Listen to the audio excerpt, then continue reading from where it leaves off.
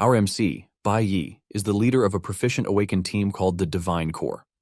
Due to the existence of magic in this world, demons and their caves appeared. In reaction to demons appearing, those with special powers like Bai Yi awakened. His team is the strongest in the organization, and they are on a mission to exterminate the Demon King, Belphegor. Belphegor is a triple S-class demon with 5 elements, making him a tough opponent. Bai Yi and other awakened warriors receive their instructions from the highest authorities, the gods. As they enter the cave, Bai Yi screams at the top of his voice to inform his squad members that the mission has begun. Because of how proficient Bai Yi's team is, this is the 100th high-level demonic cave they will be challenging. Among his team are Ling Yue, Han Xiaoling, and Lucian. Because of how tough the mission is predicted to be, it was designated as an L-class purge operation, which is the highest ranking level. However, the team members are all excited to take on the mission, since they have been promised a vacation once they clear the Demon Cave and take out the Demon King, Belphegor. In perfect sync, the team unleashes their powers onto the attacking demons to exterminate them. Bai Yi leads the attack as they easily cut through the demons with their swift and precise attacking mode. This is made possible since all members of the Divine Corps, from Bai Yi himself to the last person, are all L-rank warriors. Within a few minutes of precise coordination, the team clears the cave and wipes out the Demon King Belphegor. The team members excitedly talk about how easy it was for them to clear the cave. However, Lucian is skeptical about the whole operation. He feels like it is too easy since the mission was an L-rank mission. Even Bai Yi agrees with what Lucian said. The intel he got was that the Demon King was a special Demon King with 5 elements and a hidden skill. While he is trying to analyze what might be wrong, Ling Yue hugs him from behind, asking him if he is going to treat them to a feast, since they are done with the mission. Tired of having Ling Yue all around him, he pushes her away while telling her and the rest of the team that they are going to have dinner at their usual spot. On the other hand, Han cannot believe that their captain is throwing away a golden chance to have fun with Ling Yue. Just then, they notice that the last member of their team is not with them. He didn't help during the fight, and he is also nowhere to be seen. The team doesn't take this seriously since they have cleared the mission already. Speaking of the devil, he appears behind, but something unexpected follows. He boldly raises his hand and declares the start of the purge operation. Suddenly, Han gets hit in the head with a projectile, instantly killing him. Shock runs through the rest of the team as they see Han hit the ground dead. Half of his head is gone, and his blood spills all over the floor. The team is still in shock when the traitor reveals that he has been assigned the purge mission by God himself. Bai Yi notices that he can't move his body, and the traitor reveals that Bai Yi and the others have been eating breakfasts which were laced with paralytic powder for the past month. The traitor then holds the rest of the team with his divine skill called Forbidden Vines. This restricts their movement, giving the traitor a free rein to explain things to them. The traitor explains that he was assigned the mission to wipe out the team, and to do this, he needed to prepare. While he is arrogantly explaining, Bai Yi and the others are just asking him why he has betrayed them. The traitor replies that it is the gods' decree to wipe out the L-class warriors. The traitor tightens the grip on Bai Yi and the others, forcing them to scream in pain. They slowly lose consciousness as they cough up blood while they keep asking their bad teammate why he betrayed them. Bai Yi reminds the guy that the Divine Corps never crossed any lines that deserve death. Since they have been following all the rules laid down for them, Bai Yi wants to know why they had to die. The traitor arrogantly tells them that the god doesn't need any reason to kill them. The traitor walks close to Bai Yi, and after choking him with his vines, he punctures his chest with his fist. Bai Yi cannot get over the act of betrayal since he already considered the traitor a part of his family. After all, the team has been together for 10 years, and they are practically inseparable. The traitor laughs at Bai Yi for being naive. He tells him that he was never a family to him because, since the first time he joined the Divine Corps, he has been on a mission for the gods. Basically, Bai Yi and his team are just pawns in the hands of the gods. The traitor joined the team to study them, and he played along so well. Bai Yi and the team finally lose whatever life force they have left in them and crash to the ground. The traitor proudly stands above the blood and finishes Bai Yi off with a shot to the head. And on that day, which is May 22nd of the year 2125, Bai Yi and his team of L-class warriors were killed. Their bodies lie across the ground as the traitor walks off in preparation for his vacation. As Bai Yi's consciousness seeps into the abyss, he suddenly hears a voice demanding that they make a deal. Bai Yi is shocked when he sees himself in chains and in an unfamiliar environment. Standing in front of him is a creepy guy in a suit, and he has a dark aura around him. Bai Yi takes a closer look and realizes that the dude standing in front of him is Belphegor, the Demon King. He wonders how the Demon King is alive. Belphegor teases Bai Yi, telling him that a Demon King with high ranks like him would not die that easily. Apparently they are in his soul domain, and the entire kingdom is his life force. Tired of hearing the Demon King chatter, Bai Yi suggests that they get down to business. Since Bai Yi is obviously angry at what happened, the Demon King proposes a deal. Belphegor reveals that his hidden skill is called life regression. He lets Bai Yi know that he can send him to the past, giving him the chance to change the outcome of things. He asks Bai Yi if he is interested, and after a quick reminder of how his team died at the hands of the traitor, Bai Yi doesn't hesitate before agreeing to the Demon King's proposition. He is burning with rage as he swears to kill the traitor and the entire League of Gods, giving him instructions. The Demon King is pleased with Bai Yi's answer, and in addition to helping him, the Demon King grants Bai Yi one more gift, which is Belphegor's heart. Bai Yi then asks the Demon King why he is making a deal with him, but he ignores the question before Bai Yi gets sent off. When our guy opens his eyes, he finds himself in class with his teacher, Huang, yelling at him. Bai Yi has gone back 20 years to the year 2105. This was 20 years ago, when Bai Yi was still in the middle school division of the nation's Awakened Academy. Bai Yi is surprised to see that he truly came back to the past, which is before his awakening. The teacher scolds Bai Yi for sleeping in class, and most importantly, a class that is before his awakening ceremony. To punish him, the teacher orders him to go stand in the back of the classroom. Still in shock about being reborn with Belphegor's ability, he slowly walks to the back of the class. He stares at his classmates, whom he hasn't seen in nearly 20 years. The teacher continues the lesson, explaining to the class that there are 5 elemental powers in their world. The 5 elemental powers are lightning, flower, cloud, nuclear, and stellar. Apparently, one person can only contain one element.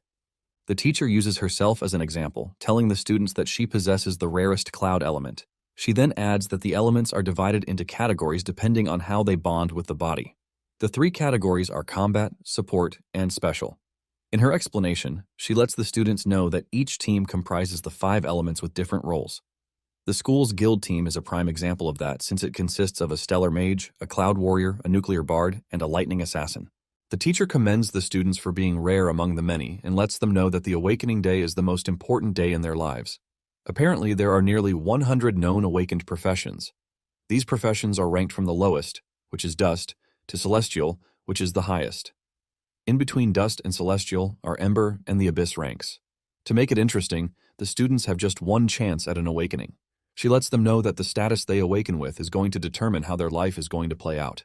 After class, the students step out to prepare for the awakening. Bai Yi then runs into one of his classmates, whom he usually calls Four Eyes because he wears glasses. Four Eyes is being bullied by an annoying dude, Hong Sheng. Hong is an E-rank stellar assassin, which makes him the hot stuff among his peers. Bai Yi is not surprised to see this because even in his past life, Hong was always bullying people and getting into fights. Before Hong and stress Four Eyes any longer, the teacher appears on the scene. She tells Hong that they are in a school, not a place where he can bully and rob people. Hong arrogantly tries to change the narrative as he tells the teacher that Four Eyes was the one who bumped into him. He claims he is only taking his money as compensation for this. He boldly tells Huang that he would have gotten her fired if not for the fact that she is hot. After he's had enough, he and his goons prepare to leave. He sees Bai Yi in his way, and with no regard for the poor boy, he shoves him out of the way. Bai Yi doesn't do anything rash, but instead takes a look at how the teacher is checking on Four Eyes. Apparently, Huang is a good teacher who cares for her students even though she looks tough on the outside. Bai Yi remembers Huang helping him out in his past life after he awakened. Just then, Huang is informed that it is her class's turn to enter the awakening chamber. Just like a mother, Huang tells her students to stay calm during the awakening to avoid injuries. In this world, there are 2 awakening methods. There is a natural method of awakening method, like the one Hong awakened with, which is why he is a prideful duck. The natural method of awakening usually happens in people with strong physical constitutions and natural talent, and the awakening process automatically activates during extreme emotional moments. The other awakening method is considered the artificial method, where those with the potential enter the awakening chamber. The chamber is the product of several knowledgeable scientists, and inside the chamber, emotions and adrenaline are intensely stimulated. This stimulation then forces the dormant awakening inside the potential candidates to activate. Because of how it happens only once, it is considered the only way for one to turn their life around. Some of Bai Yi's classmates entered the awakening chamber before him and got nice professions. One awakened with the blue tier profession, which is the Ember class. Finally, it reaches Bai Yi's turn, and the teacher tells him to focus while he is in the chamber. Bai Yi acknowledges his teacher's instruction and proceeds into the chamber. In his past life, Bai Yi awakened as an E-rank nuclear warrior. This is under the dust tier class, and it is considered the trashiest profession. His awakening back then led to constant bullying, but it wasn't until he reached S rank that he awakened the rarest type. Upon entering the chamber, Bai Yi is expecting to get a trash profession as usual. However, he is utterly shocked when the system displays an error message. The chamber kicks into activation mode and detects 5 elements instead of the usual one. Bai Yi can feel his insides burning hot as the system displays the infinite awakening message. The system informs Bai Yi that he can choose any class from any of the 5 elemental types as his initial class. Bai Yi further learns that he can upgrade the other class once his initial class has reached the maximum potential. Bai Yi is shocked when he realizes that he has just been granted elemental accumulation. Apparently, he can choose other new classes in the future. He can even obtain the dust rank up to the celestial rank while maintaining their qualities. Bai Yi also has the chance to unlock the hidden rank above the celestial rank. It then dawns on Bai Yi that he can do all these because of the gift given to him by the Demon King. He was given the ability of infinite awakenings, which is something unheard of. The system then tells Bai Yi that all other elemental bars will be cleared once he selects his initial class. After carefully taking his time, Bai Yi picks his class. He steps outside with the teacher, excited to hear what class he awakened with. Bai Yi subtly tells Huang the disappointing news that he awakened with Nuclear Warrior, which is the worst quality in the green class. Huang is thrown aback by this, but because of how good she is, she still encourages Bai Yi, telling him that great men have also emerged from the green class. She urges Bai Yi not to give up, but Bai Yi humbly tells her that there is no need for her to comfort him. Huang hears the conversation between the two, and just as expected, he pokes his nose into it. He trashes Bai Yi, telling him that the teacher is only giving him false hopes. He adds that reality is different from what the teacher is trying to preach. Hong reminds Bai Yi that the dust class basically means he is at the bottom of the food chain. Hong continues with his arrogant behavior as he tells Bai Yi that the gods choose those who are strong, while the weak ones are to be trampled upon. Hearing the mention of the gods immediately triggers Bai Yi.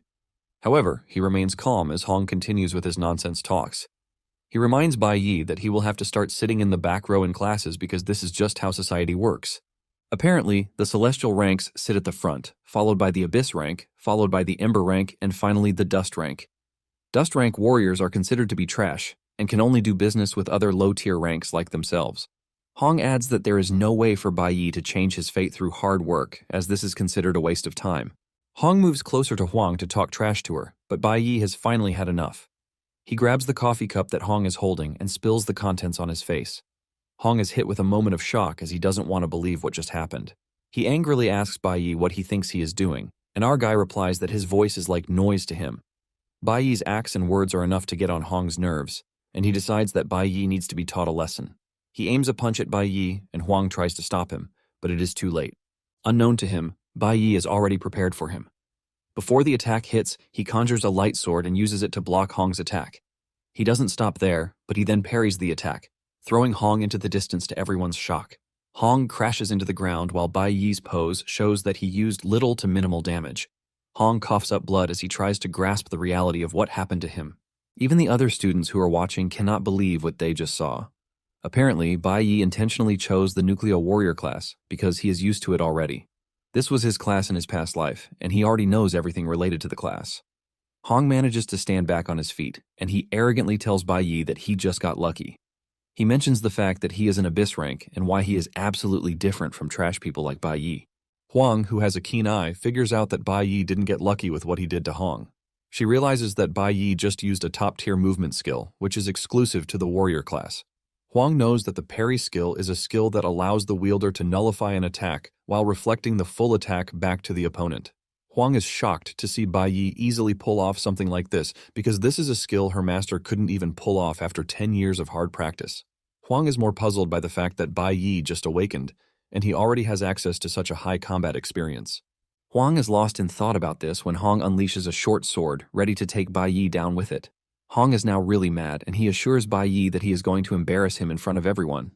Bai Yi just stands there, cool as a hero, while also revealing that he intentionally picked the dust class.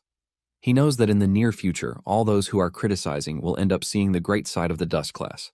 But by that time, it will be too late. The students are already hyped as the two stand in front of each other in a fighting pose. However, it is forbidden to fight with powers in the school. Hong's father is an important official, and his uncle is even the school's dean. Bai Yi, on the other hand, has no reputable family, meaning he has everything to lose if he fights Hong. Four Eyes fears that he is going to get expelled if he takes the bait and fights Hong. He asks the teacher what to do, and the teacher quickly takes the initiative. She steps in, telling the two to hold it off, but Hong is utterly pissed already. He wants to get back at Bai Yi for humiliating him in front of everyone in the school. Hong threatens to still beat Bai Yi up even if he gets on his knees and starts begging for forgiveness. He sees himself at the highest pinnacle of talent, while Bai Yi is nothing but a loser. The teacher also knows that Hong is right since the difference in attributes between the two students is great. Hong is an Abyss rank warrior, which gives him a 200% boost in all of his attributes. Abyss ranks are way up because the moment they awaken, their attributes are double that of a Dust rank. They can also grow, while the Dust rank remains stagnant. None of those who are watching, including Four Eyes, believes that Bai Yi has a chance. They assume he is going to get crushed by Hong. Four Eyes agrees that Hong is a disgusting person, but Four Eyes has been surviving by playing the fool alongside the strong just to avoid getting into problems. He believes that avoiding Hong is the only way to survive since a head-on clash will only lead to an unpleasant end. Once he is done weighing up his opponent, Hong runs toward him. The teacher is worried as she screams at Bai Yi to watch out. The teacher assumes that Bai Yi is planning to parry Hong's attack again. She knows that this might not work since the parry skill consumes a lot of stamina when used. The rate at which Hong is coming at Bai Yi will make the parry useless. Even Hong is confident that he has the advantage over Bai Yi. Bai Yi, on the other hand, just smiles like nothing serious is coming his way. Bai Yi has no interest in dodging the attack since he has another card up his sleeve. Just as Hong reaches him, he activates the Flash Blink skill. This is an instantaneous flash effect that allows the wielder to pass through obstacles in front of them. It is over in the blink of an eye, and before Hong knows it, Bai Yi has hit him in a vital part of his body. He coughs up blood while trying to ascertain when Bai Yi got behind him. He slams the ground in frustration and humiliation, while the students are left in total disbelief. None of those watching was able to catch a glimpse of what Bai Yi did to Hong. The only thing they saw was Hong crashing to the ground, and even the teacher had no idea what had happened. However, the class president, Chi Yin, actually caught a glimpse of what Bai Yi did to Hong. Chi Yin realizes that Bai Yi has mastered the highest level usage of a warrior's basic skill, and he applied it during the fight with Hong. Meanwhile, the students are all questioning what is wrong with Hong. On the status screen, Bai Yi notices that one of his attributes has increased because he defeated an opponent. However, he is not impressed with the awarded points as he considers them too few. He knows that defeating demons is the only way for him to get higher points, and he plans to get down to this as soon as he can. Still struggling on the floor, Hong is not ready to give up. He tells Bai Yi not to leave, as he is not done with him yet. He grabs his knife and tries to get Bai Yi from behind, but before he can reach our guy, they hear a voice telling them to stop the fight. It turns out to be the school dean, Hong Lian, who is Hong's uncle. Lian mocks Hong, telling him that he has made a fool of himself already, and he tells the students watching to head home so that they can rest. At the mention of the word home, it registers in Bai Yi's head that he has a home. He didn't remember this because he had just been reborn, and his parents had already died in his past life. He remembers that something tragic happened on that very day of his awakening, and before the dean can even get the chance to address him, he frantically dashes off. Even Hong is shocked as the boy runs away from the scene. The dean is short of words, but eventually turns to Huang, telling her to get her student under control. He promises to look over what happened, and Huang thanks him for his consideration. Later, Hong follows his uncle to his office to try and justify what happened. He claims that Bai Yi only got lucky, but his uncle screams at him, telling him that Bai Yi utterly humiliated him. Lian stood in the distance and witnessed Bai Yi use the flash blink against Hong. Lian explains to Hong that in that split second, Bai Yi found his weakest point and struck it to leave Hong defenseless. The dean is pissed because even with his experience, he cannot execute the flash skill with such proficiency. The dean compares Hong's battle with Bai Yi to that of a pro gamer toying with a noob. Lian lets his nephew know that, with what he saw, Bai Yi is not an ordinary kid. On the other hand, Bai Yi is rushing while thinking of how important it is for him to get to the house.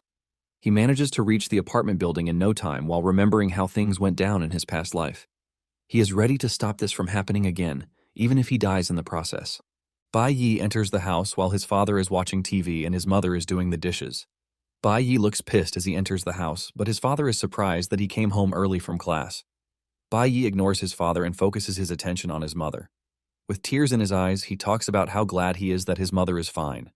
His mother is dumb, and she communicates with Bai Yi using sign language. She tells Bai Yi that she made his favorite, which is the hot and sour noodles, but Bai Yi immediately tells his mother that he is not interested in noodles for the day.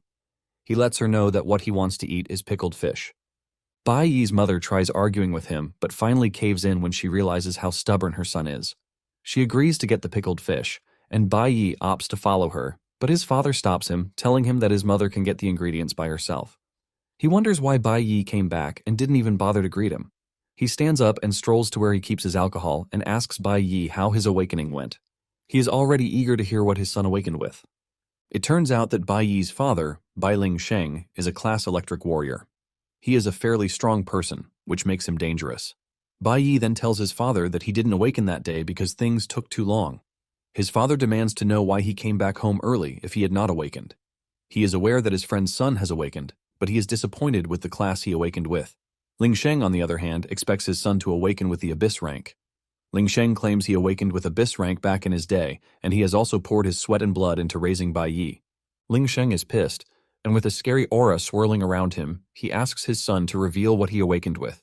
Bai Yi is totally engulfed in his father's aura, and he tries lying again that he hasn't awakened. This only makes the man even angrier, and just as the perfect father he is, he smashes the drink bottle on Bai Yi's head. When he finally learns that Bai Yi awakened with the dust rank, he gets more furious as he yells at Bai Yi. Ling Sheng is known to be a violent man who can't get his emotions under control. Back in Bai Yi's past life, after he found out that he had awakened as a dust rank, he got furious and embarrassed. He went the violent way and hit Bai Yi, but his mother stepped in just like she always does. Bai Yi couldn't do anything since he was a weak boy and could only watch as his old man beat his mother for a whole hour. The beating was so much that his mother was left mentally unstable because she got hit in the head. Bai Yi could only cry as he watched his mother get battered in his previous life. However, now that he is reborn, he aims to change things. Although he still doesn't have what it takes to challenge his father, since he obviously is going to need time to level up. His father is stronger than he is, since he is a C-rank Abyss class warrior. Bai Yi can't hope to get anywhere with the same tactics he used against Hong at school. His father is on a different level with real combat experience to boot. Bai Yi comes to the sad realization that he doesn't have what it takes to touch his father yet. His father grabs him by his hair while ranting about how much he regrets that he allowed Bai Yi to be born. Bai Yi knows that he is in a deep mess because his father will definitely not let him go until he gets a satisfying result. After all, he came home early to wait for him. Knowing fully well that his father is violent, he didn't want his mother to stay around and witness everything unfold. Bai Yi is glad that he got his mother out of the house, but while he is rejoicing in his inner head, a physical blow lands on his head. Things immediately go from bad to worse when Bai Yi hears someone enter the house. It turns out to be his mother, whom he is trying so hard to stop from witnessing the violence. His mother is horrified at the state in which she met his son. He is on the ground while Ling Sheng is pounding his head like it is nothing. Apparently, Bai Yi's mum ran as quickly as she could so she could feed her hungry son, and this is why she returned home so fast. Bai Yi is terrified at the sight of seeing his mother back in the house as he wonders if history is about to repeat itself. Just as expected, Ling Sheng turns his attention toward the poor woman, ready to do whatever he deems fit for her. In a flashback, Bai Yi is sitting in a prison cell. Apparently, Bai Yi was able to advance from a green tier to a platinum tier in his past life, making him the first to do so. Because of how impressive this feat is, his cellmate wonders why he was arrested and brought to prison. It is not just any prison, but a place where inmates who have been sentenced to die. The only statement that came out of Bai Yi's mouth was that he deserved to die because he beat his mother to death. He apparently killed his father because of what he did to his mother, which is why he was sentenced to death. Now in the present, history is about to repeat itself right in front of his eyes. Ling Sheng continues displaying his act of madness, while Bai Yi's mother runs over to check on his son. Bai Yi considers himself a bit stronger than an ordinary person because there is no way an ordinary person could survive the punch his father hit him with. His mother tries to help him up while also shielding him from his angry father. Ling Sheng continues with his rant, telling his wife that he was happy the day he found out that she was pregnant. He believed that it was finally time for the Bai family to shine again since his other two siblings couldn't produce a son. He believed the ancestors were relying on him to restore the family's glory now that his wife is pregnant. However, he is utterly disgusted by what came after. His son, whom he put so much hope on, awakened with the worst class of all, which is the dust rank. Ling Sheng screams at his wife while reminding her that Bai Yi can't even advance with his rank because it is a trash class. Ling Sheng then blames everything on his wife, saying Bai Yi awakened with such trash class because of her genes. Ling Sheng loses it and raises his hand to hit the woman, but Bai Yi is not going to allow this to happen. He uses Flash Blink to pass through his mother and block his father's attack. Ling Sheng is thrown backwards and smiles at his son, trying to act heroic. Bai Yi's mother is worried because she knows what is coming next. Ling Sheng gets back on his feet as he arrogantly walks toward his son with the intention to beat him to a pulp. Bai Yi plans to use the parry attack on his father, But before he gets the chance to even activate the skill, his father's punch reaches him, breaks through his sword, and lands on his face. Bai Yi spills blood everywhere with the bitter realization that the power gap between him and his father is great. Before he even gets the chance to breathe, another punch comes at him. He blocks this with his hands, but the shock still reaches his body, affecting his ribs. Ling Sheng then cooks up another powerful strike to put his son in his place. He is mad that his son already has the guts to defy him. Bai Yi sees the punch coming but doesn't have what it takes to dodge or even block it. He only covers his head with his hands as the blow lands on him. Ling Sheng tells Bai Yi that he deserves to die because he awakened with a useless class. However, Bai Yi is still standing, as he is not ready to allow history to repeat itself. Ling Sheng gets angrier as he sees Bai Yi standing up to him. He mocks him, asking him if he thinks he is the real deal because he just awakened. Ling Sheng grabs a chair, ready to smash his son with it. Bai Yi's mother holds his son as they both brace up to be hit. Just then, they hear a commanding voice from the outside, demanding that they open the door. Ling Sheng is disappointed that someone just came from nowhere to disturb what he has going on. On the other hand, Bai Yi's mother is holding her son in relief that they are able to catch a break. However, it is not a surprise to Bai Yi that someone is knocking as he is behind it. Ling Sheng acts all tough, opening the door until he realizes those who are at the door. Two dudes who look tough stand in front of the door and ask Ling Sheng why it took him so long to open up. The two dudes are Liang and Chen Jinwu. The two are inspectorate investigators. Liang is the deputy captain, and he is red A rank, while Chen Jinwu is blue C rank. Ling Sheng is shocked to see the two, and while trembling, he asks them what they are doing at the house. Liang shows him a picture of a wanted criminal named Snow, asking Ling Sheng if he has seen him. Apparently, the office got a call that Snow was seen around the building. This is why the cops are conducting a house-to-house search to try and confirm if the report is true. Ling Sheng is relieved to hear that he is not the reason why the two are there. He immediately smiles while telling them that he has not seen Snow. Since Snow is popular and he is always appearing on TV, he assures them that he would definitely report it if he ever ran into him. Just then, Liang notices that Bai Yi is in bad shape. He asks Ling Sheng how this happened.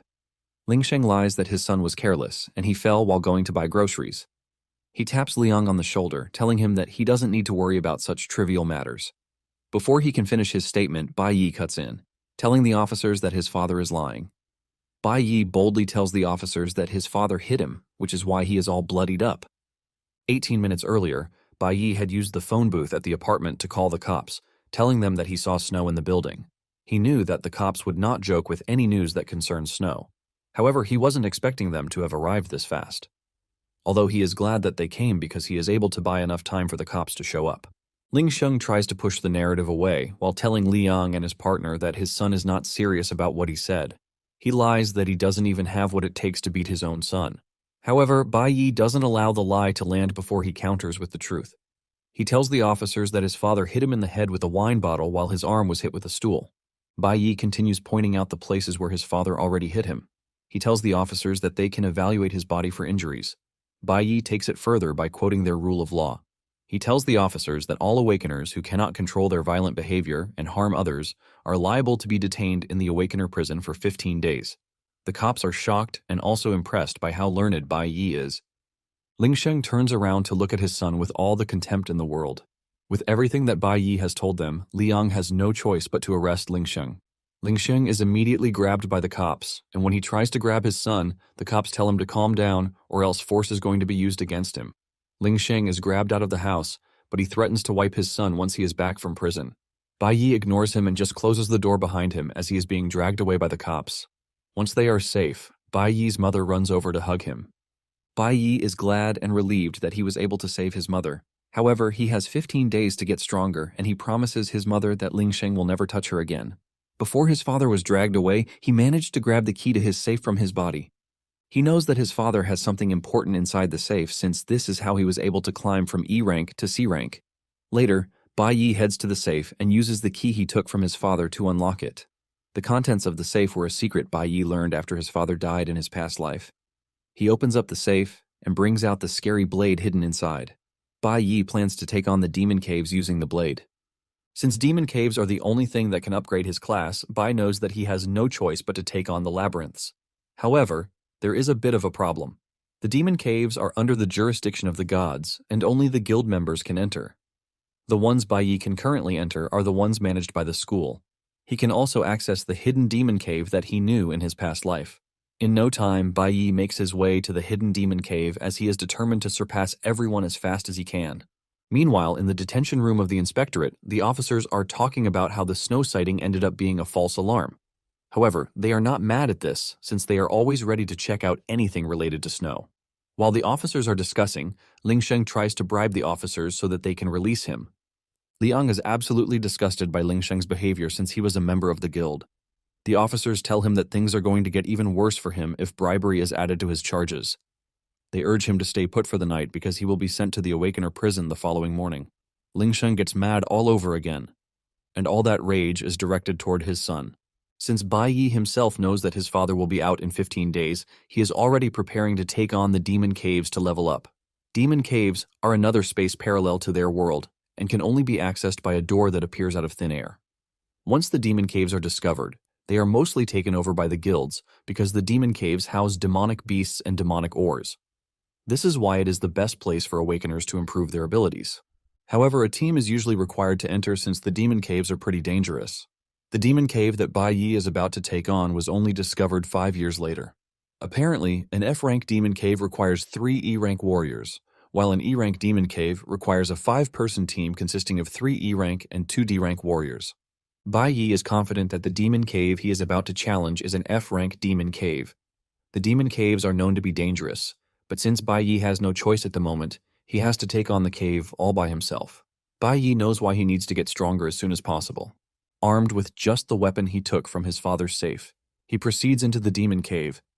Everywhere is filled with ice and snow, and Bai Yi figures out that he is in the domain of a beast using cloud-type magic. As he strolls through the seemingly deserted domain, he soon runs into a sleeping ice bear. In front of the ice bear are human skeletons, showing that some adventurers might have entered before. While he is still looking around, a bloodthirsty forest wolf appears out of nowhere and almost gets Bai Yi. The wolf, though E-rank, is still stronger than Bai Yi. Bai Yi leaps backward to avoid the wolf, but it comes at him without hesitation. Bai Yi is able to block the wolf's teeth from sinking into him by using the blade. Bai Yi then goes on the attack, and with just a single slash, he takes down the wolf. Bai Yi is able to get this done thanks to the A-rank weapon that he is wielding. It is a weapon that is not available on the market, which is why his father was keeping it hidden. With this weapon, Bai Yi is able to close the skill gap between him and the beasts he is about to take on. The weapon is known as the Hunwu blade, and it is made from Hunwu stone. Because of how powerful it is, it cuts through iron like butter. However, even with the powerful weapon, Bai Yi knows he still needs at least 4 strikes to take down beasts because of their impressive defense. Bai Yi casually teases about how he misses being an L-rank awakener. Bai Yi learns that he needs to take down 20 wolves if he wants to upgrade a level on his skill set. Since he is fighting in an ice area, his cloud element will be the one to receive the upgrades. In addition to this, it is going to take him 10 upgraded levels to move from his current E-rank to D-rank. In no time, Bai Yi had himself surrounded by a pack of wolves that were attracted by the smell of blood. This is the perfect opportunity, yet a dangerous one for Bai Yi to level up. The wolves gang up on Bai Yi, but he relies on 2 skills while engaging the wolves. He combines the dodge skill and the counter-attacking skill to take down the wolves. He is able to maneuver his way around without receiving damage while dealing damage to the beasts. He takes down the first pack of wolves, with each kill giving him 52 experience points. He also acquired wolves' fangs during the fight. After taking out the entire pack, he has the Wolf King to deal with. Using his agility and swiftness, he delivers several cuts to the wolf's body, giving it no chance to heal. The Wolf King dies from the injuries, and Bai Yi earns 56 points for taking out the beast. Because he defeated the Wolf King, he earned a Snow Wolf Diamond. After clearing out the first pack of beasts, Bai Yi already has enough experience points to upgrade to D-rank. In addition to the points he gained, he also earned 12 attributes, and the system prompts him to allocate them as he sees fit. He then allocates the attributes as he deems fit, but notices that he is already tired after taking out just 20 wolves. He's not impressed with how weak E-rank bodies are. In addition to his list of problems, he knows he has to obtain a dimensional backpack where he can keep his loot and avoid losing it. Bai Yi also admits to the fact that taking on a demonic cave solo is pretty difficult. Regarding the Snow Wolf Diamond that he earned, it is a durable jewel used to craft special material weapons.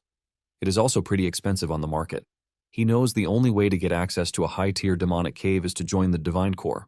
Since the Awakening schools are under the guilds, they often send representatives to scout prospective warriors for their teams. It is every student's dream to graduate with flying colors so as to join a guild. But if a student is unlucky and gets kicked off their team, their career is most likely over.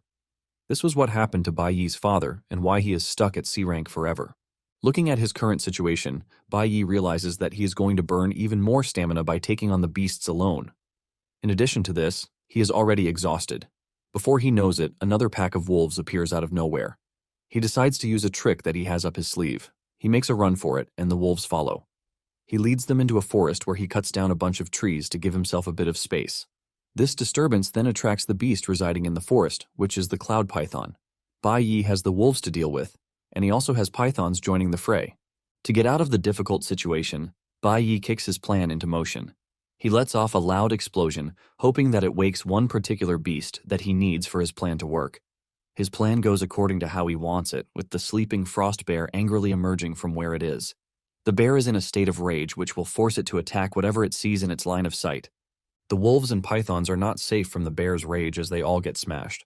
While the bear is smashing them around, Bai Yi is doing the cleanup from behind, earning him a bunch of experience points in the process. Bai Yi continues with the same tactics, earning experience points and also obtaining python fangs and wolf fangs. Bai Yi is able to use the weakness of the beast against them. He knows that they are aggressive, but they usually don't have the brains to back it up. They are essentially all brawn without brains.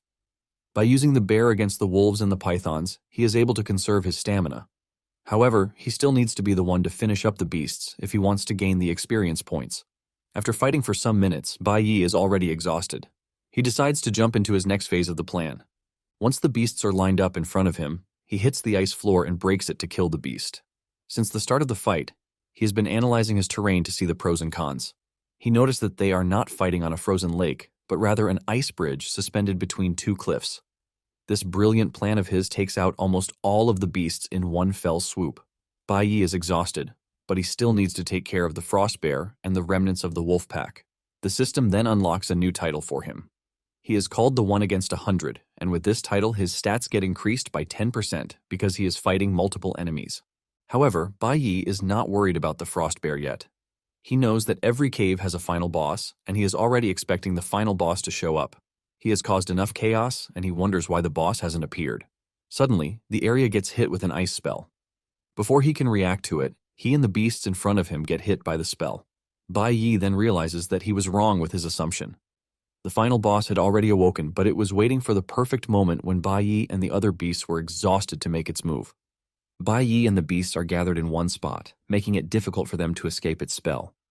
Bai Yi tries to move, but the spell already hits him. His legs are already frozen, and he realizes that the ice bridge was also a part of the boss's trap. The final boss put everything into place to show up and reap all the rewards all at once. It finally dawns on Bai Yi that the cave's final boss is an intelligent one. The final boss of the cave is the Kanglin demon monkey, and it also has some other apes as its guard. Almost every part of Bai Yi's body is covered in ice, preventing him from moving while the demon monkey wears an evil smirk. Apparently, the cave is designated as a high-risk cave that requires a bunch of E-rank warriors to challenge. With his body completely frozen over, Bai Yi is scared that he might go into hypothermia, which will be his end. The monkey boss raises his hand and points his finger at Bai Yi, ordering his monkeys to go after the incapacitated Bai Yi. Realizing that he is trapped, Bai Yi resorts to the use of the parry skill. Since the parry skill requires precise timing when blocking, Bai Yi makes sure to wait until the hit is about to land. He activates the parry skill and also the shatter skill, shattering the ice and blocking the incoming attack. Even though Bai Yi has temporarily gotten out of the situation, he knows he is in trouble because he has drained a big chunk of his stamina. The shatter skill comes into play when an awakened uses all their energy to break out of control effects, but this consumes a large amount of stamina. Bai Yi figures out that the demon monkey will need time before he can use an ultimate skill again, and he has to kill him before then. Just then, the demon monkey orders the ice bears and wolves to attack Bai Yi. Since the nucleo element has issues thriving with the cloud element, Bai Yi knows that his chances of winning are pretty low. He is low on stamina, and he is getting exhausted. The demon monkey just sits there like a proper villain while ordering his minions around. Bai Yi knows pretty well that he is going to meet his end if more beasts show up to attack him. He is still trying to think of a way out when he is attacked by one of the monkey beasts, trying to smash him down with a club. Bai Yi only manages to block the attack, but he gets pushed back with his knee scraping the ice floor while he tries to maintain balance with his short sword, grappling with the ice. The sudden attack causes Bai Yi to lose all of his strength, putting him at a serious disadvantage. The ice bears don't even stop screaming at Bai Yi, weakening him further. One of the bears throws an ice boulder at Bai Yi, but he manages to cut it down. However, the cold doesn't help with things, as Bai Yi's stamina has almost hit 0. Once the demon monkey notices that Bai Yi is almost drained, he pops up another ultimate skill, the Ice Storm. Bai Yi is shocked when he sees this, as he is not expecting the demon monkey's ultimate to have a fast cooldown. His eyes light up in horror as he stares at the incoming attack. This makes him remember that in his past life he faced life-or-death situations, and in these situations he was able to develop a sense for recognizing the right opportunities. Bai Yi figures out that at his current state, he has just 2 options. It's either he stays and keeps fighting, but since his stamina has hit the limit and he continues to endure damage from the beasts, he is definitely not going to survive. The second option is pretty simple, and this is him running away from the fight. Bai Yi wastes no time picking option 2, and he leaps off the cliff, trying to get away from the beasts. However, the demon monkey hits him with an ice spell that catches onto his feet, causing him to lose balance and fall off instead. With ice formed all around him, Bai Yi crashes down to the river below. While he is busy fighting for his life, his mother back home enters his room. She believes that Bai Yi is still sleeping, but she is shocked when she enters the room to see no one there. Bai Yi had left home the day before, which was a Friday, but now it is Saturday. Bai Yi's mom checks through the room and she finds a note left behind by her son, telling her that he went to a friend's house. Bai Yi urges his mother not to be worried, but the note only makes her more worried since she knows that her son would have told her he is going to a friend's house instead of leaving a note. She wonders what is going on with the boy since he has been acting all different since he came back home the day before. The woman is totally uneasy with several things running through her head. Back in the dungeon, Bai Yi managed to survive the fall. However, jumping off the cliff was also his plan. He remembers that nearly 100 beasts fell into the river when he broke the ice bridge earlier. However, he only got rewards for 40 beasts, which means the others survived the fall. Bai Yi coughs in pain as he drags himself out of the cold river. Even though he survived, he is running on a low percentage of his stamina. He is suffering from continuous blood loss, low temperature issues, and is in a completely weakened state.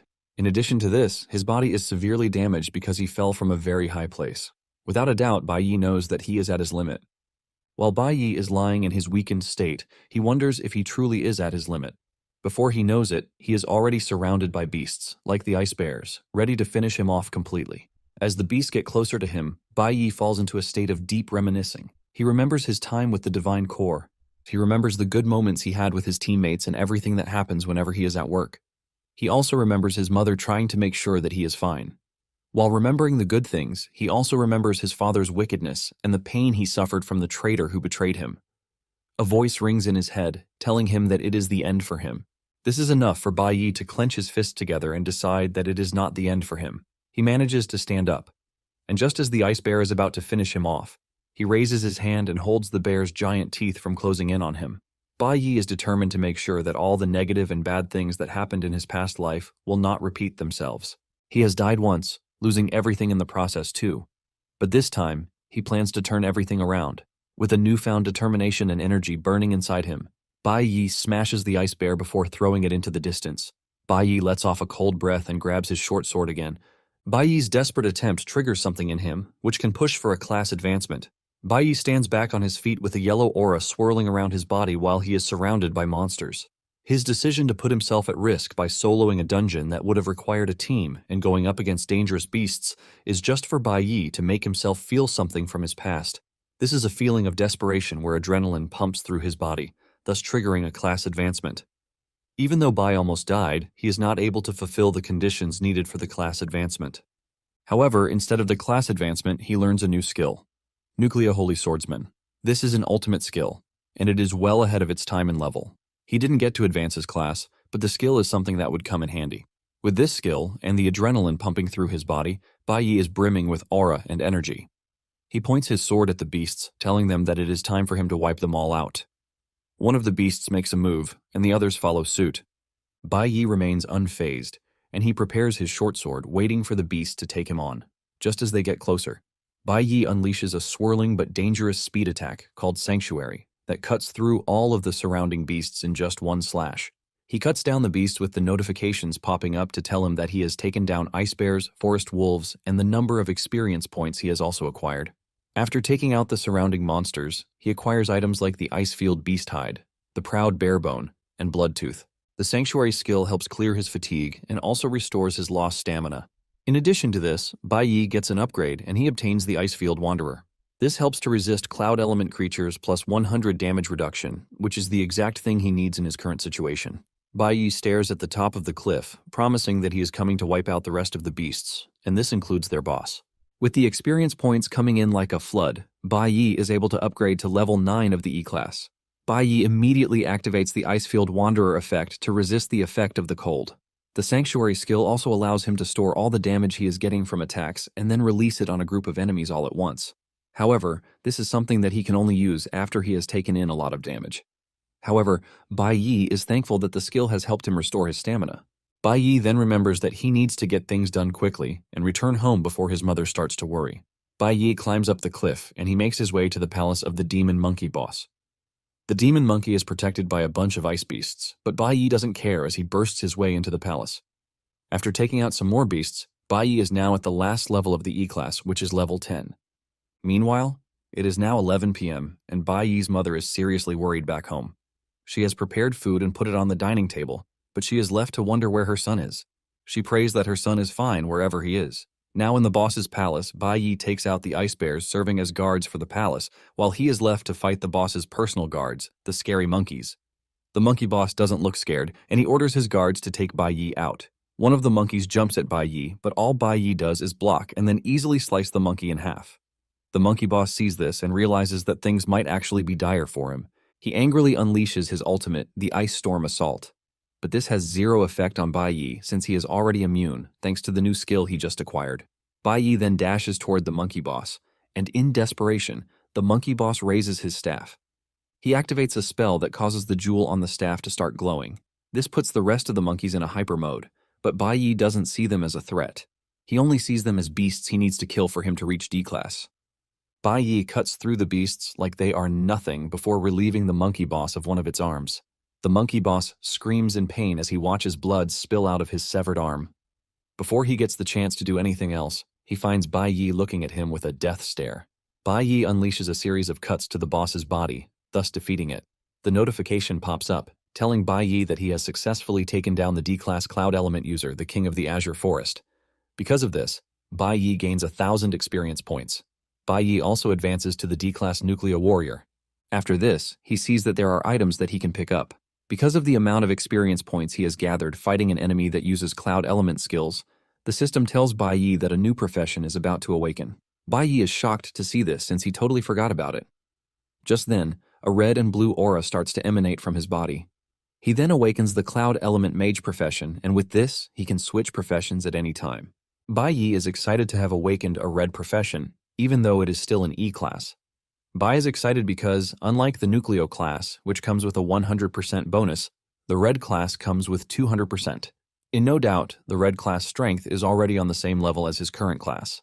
Bai Yi then picks up the mage weapon, the Stone of Magic. He also finds a magic pouch that can hold a maximum of 20 items. While he is busy looting, the rest of the beasts that are still alive can only watch. After he is done looting, Bai Yi looks up and realizes that some of the beasts survived, and since he just awakened a new profession, he decides to try it out on them. He switches to the mage mode with a red aura coming out of his eyes as he prepares to annihilate the beasts. It is now 5 a.m. the next morning, which is on a Sunday. Bai Yi's mother has not slept one bit, and she is sitting in the living room hoping that her son comes back. Just then, Bai Yi opens the door, and the moment she hears this, she immediately stands up to see if it is her son. Bai Yi enters the house, smiling and apologizing for making his mother worried. His mother doesn't waste time before running over to her son and hugging him tightly while crying. Bai Yi is shocked to see that his mother has been waiting for him, and she has even refused to eat. Just then, Bai Yi tells his mother that he has some good news for her. Apparently, while leaving the dungeon, Bai Yi was able to gather loads of valuable items, and this is thanks to the magic pouch he found. Inside the pouch is also his weapon. After leaving the dungeon, he meets with an ore broker. The broker offers to buy the ore for 800, but Bai Yi proposes a counteroffer of 8,000. This shocks the broker that Bai Yi is demanding such a huge amount for the ore. Bai Yi doesn't argue with him, and he just snatches the ore from his hand, telling him that he is leaving. The broker is forced to increase his bid to 2,000, but Bai Yi counters again, demanding 5,000. The broker then proposes 3,000, saying it is his final offer. Just as he says this, Bai Yi starts increasing the price, and before he knows it, it has appreciated to 7,000.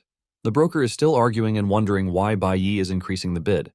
However, The moment he realizes that Bai Yi won't stop, he quickly stops Bai Yi at 7,000, promising to take the ore for 7,000. Since Bai Yi is experienced with the brokers in his past life, he knows how to deal with them. From the money he got from selling the ore, he rents an apartment, which he takes his mother to. In his past life, his mother was falling from one problem to another, but in this life, Bai Yi just wants to take care of his mother and make sure that she enjoys herself. Bai Yi concludes the apartment deal right in front of his mother, shocking the woman because of the high amount. By 8 p.m. on that Sunday, Bai Yi and his mother settled into the new rented apartment. Bai Yi is happy to see his mother smiling because it has been so long since he saw her with such an expression. Even though Bai Yi has rented a new apartment and he has moved up from E to D class, he knows that he can't let his guard down because of his father. Bai Yi wants to make sure that he settles the issue with his father before properly going after his main target. Bai Yi then wears a magic stone on his right arm, and this is a stone that increases an area of effect magic by 50%. At the same time, Hong is training really hard, trying to surpass his limit. He is jumping from one labyrinth to the other without resting. Even when his sister tries to convince him to rest, he slaps her hand away. Hong is prepared to do anything as long as he stays on top. Elsewhere, there is another unknown fellow checking through the list of the newly awakened students. She is disappointed that there are no exceptional talents among the newly awakened. The next morning at 7:30 a.m., Bai Yi's mother had prepared food for her son. Bai Yi is shocked when he realizes that he is running late. He asks his mother why she didn't wake him, and his mother replies that he was having a good rest, and she couldn't bear to disrupt that. She pats him on the head, urging him to eat slowly. With his mother's comfort, Bai Yi calms down, realizing that it has been a long time since he slept peacefully. In addition, it's been a long time since he last had an unhurried breakfast. Just then, his mother asks him if there is anything that he wants, like a toy or a book. Bai Yi is surprised that his mother is suddenly proposing gifts to give to him. This is when his mother reminds him that his birthday is next Friday, which is June 5th. It dawns on Bai Yi that his mother is right, but it's been too long since he last celebrated his birthday, which is why he totally forgot. After his mother died in his past life, no one celebrated his birthday again, and gradually he forgot all about it. While tearing down on the food in front of him, Bai Yi is left to rack his brain and see if there is anything that he wants. He is left in a state of confusion since the things he really wants, he already has them. His next and most important objective is to kill the traitor, who caused his death, and that of his entire team. When Bai Yi gets to school that day, he learns that they are about to start preparing for the combat simulation. The teacher stands tall and stern in front of the newly awakened, telling them about the combat simulation. He explains that the academy is a middle school division that is supervised by the Divine Guild. He lets them know that the guild will be watching every move they make, and to impress the Divine Guild, the combat simulation is the best way to do that. He lets them know that the combat simulation will serve as the school graduation assessment, and it will also be broadcast live. The teacher tells them that the best performer will get the chance to participate in the training camp with the high school division. The training camp only happens once a year, and this is the best opportunity to come into contact with the Divine Guild. Apparently, the school usually organizes the best students from the middle and high schools to travel together to the Shenghe Nation, where the Divine Guild headquarters is located. Bai Yi remembers the Shenghe Nation since this is where he met his master, and also this is where the traitor was born. However, the traitor never met his master since he joined the Divine Corps after him. Bai Yi knows that he has to get high scores in the assessment so he can get into the training camp, which will give him more chances to find the traitor in the present. It turns out that the simulation battle is coming this Friday, which is 4 days away. While some are excited to take on the combat simulation, people like Four Eyes and Specs are worried because the simulation takes place inside a real labyrinth. Just then, the teacher points to the training room where they will be having their first training session, the physical conditioning. It is the gravity room where everyone is required to start with 10 sets of shuttle runs. In a surprising turn of events, Bai Yi walks up to his teacher, telling him that he doesn't want to use the recommended training room. This shocks the teacher and even the students who heard Bai Yi make the request. The teacher then tells Bai Yi not to get ahead of himself just because he defeated Hong. The teacher believes that Bai Yi is trying to skip training, but Bai Yi debunks this, telling the teacher that he wants to be engaged in a more specialized training.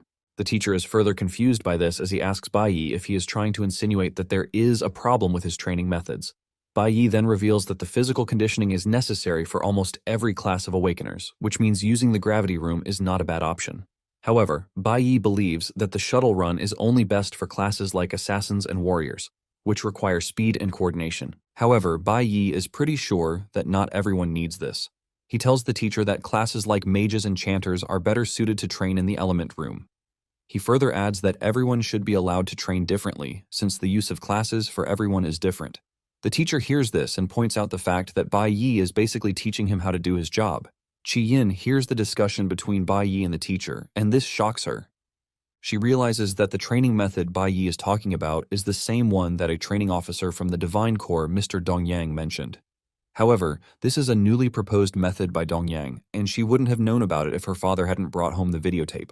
Chi Yin is surprised that Bai Yi is basically coming up with the same idea as Dongyang. Specs then tells Bai Yi to avoid being blunt with the teacher so as not to hurt the teacher's feelings since he is the school's most authoritative trainer. Instead of the teacher getting angry, he pats Bai Yi on the shoulder, smiles at him, and tells him that the training method he mentioned is interesting. Specs is glad that the teacher didn't take offense at what Bai Yi said. The teacher then tells Bai Yi that there are too many students in the school and it would be very difficult to cater to everyone's specific needs in the short term. The teacher points out that the combat simulation is a way to assess the student's performance, and if carried out the wrong way, it might derail a student's entire life and career. Bai Yi remembers that even though he had a bad family in his past life, his teachers were there to support him. The teachers were the ones who helped him grow into a responsible person, and not a twisted bad fellow. Bai Yi then turns to the teacher, assuring him that he is not going to let him down during the graduation performance. After hearing this, the teacher asks Bai Yi how he intends to train as an awakened nuclear warrior. Bai Yi then suggests that the teacher turn on the elemental suppression in the element room to its maximum setting. Hearing this shocks the teachers and even Specs. Bai Yi tries to lie his way out, telling the teacher that even though he is a warrior, he is trying to make sure that his abilities are balanced as a way to challenge his weaknesses. Bai Yi wants to do this to avoid explaining that he wants to train the mage profession. Just then, Chi Yin raises her hand, telling the teacher that she is also interested in practicing elemental control too.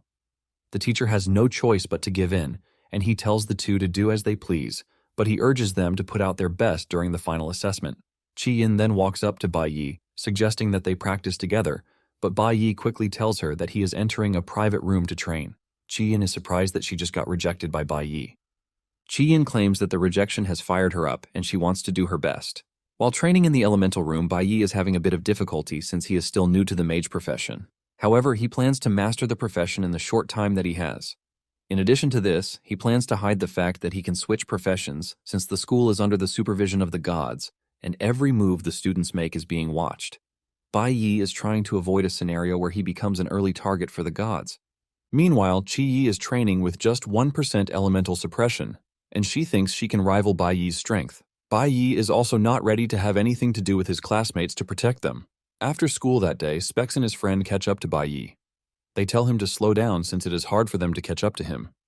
Apparently the two were Bai Yi's best friends in middle school in his past life. Because they were all weak, they both shared the same fate that came with bullying.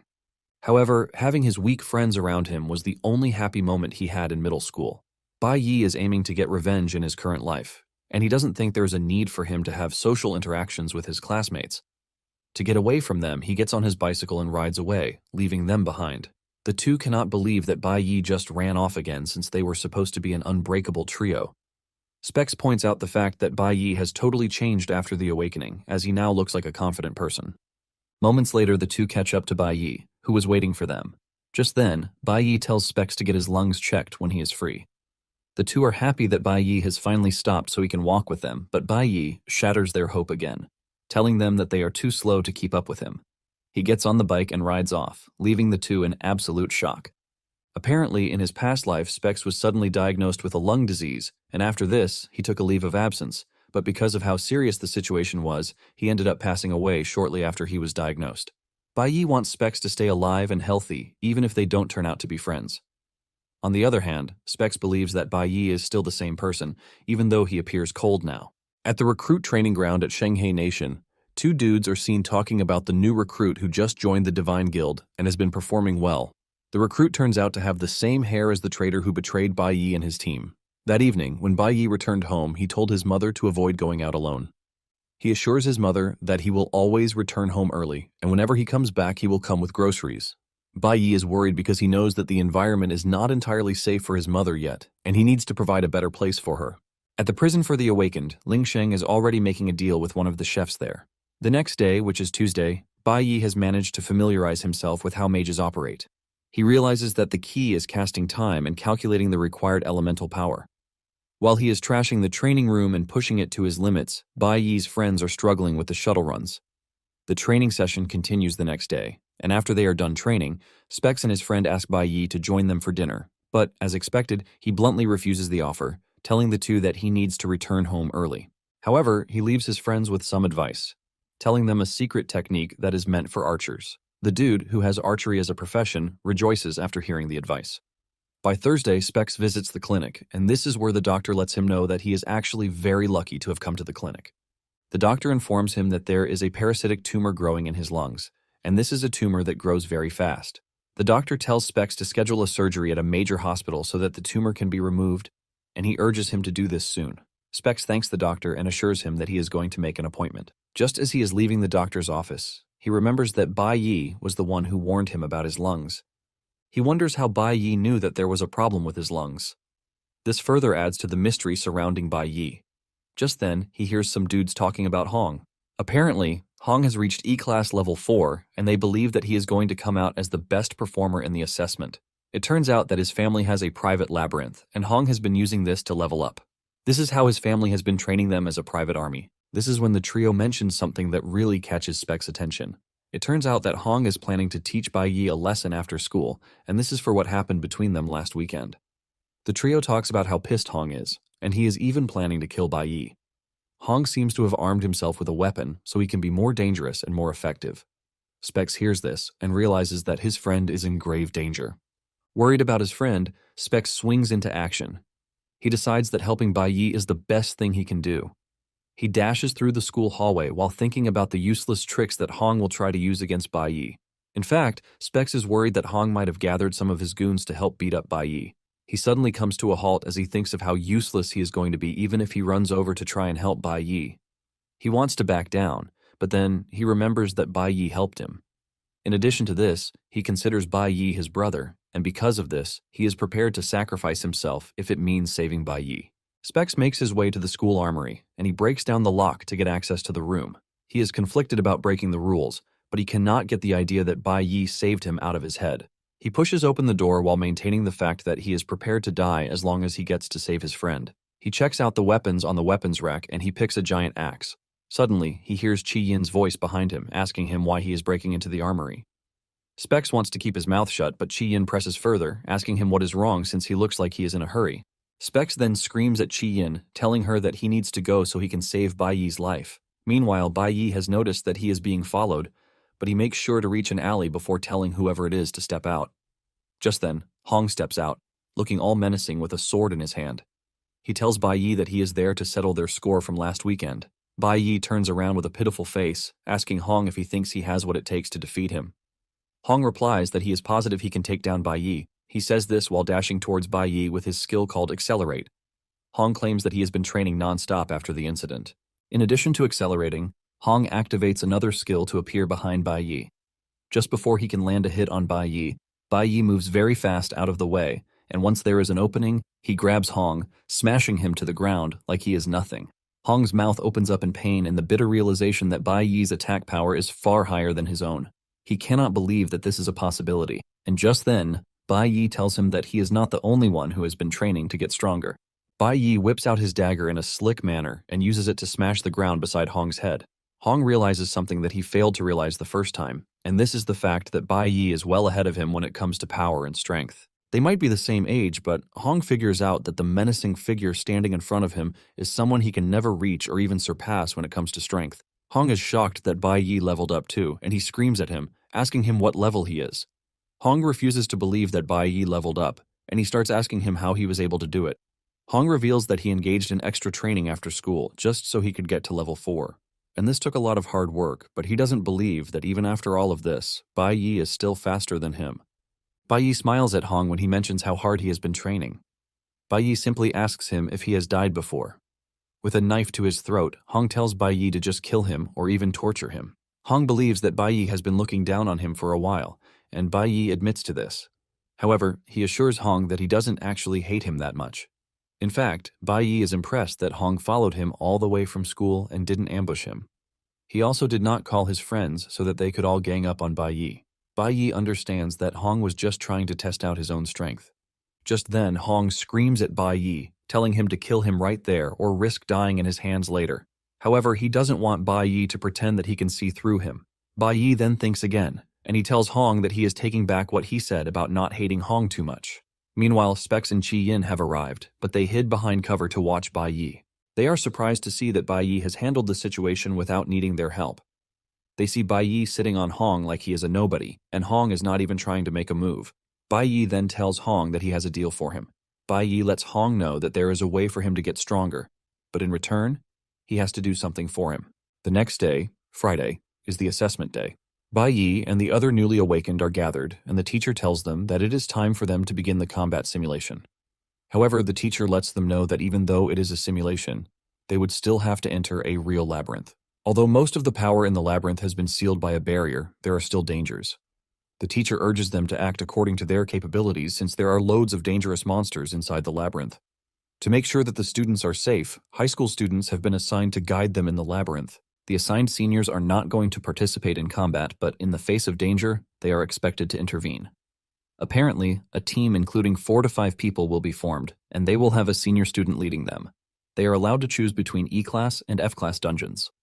However, the E-class dungeons are way more difficult, and the teacher urges them not to engage in the E-class dungeon if they don't have the strength. He adds that failing the challenge will result in the loss of academic credits, which shows how important the challenge is.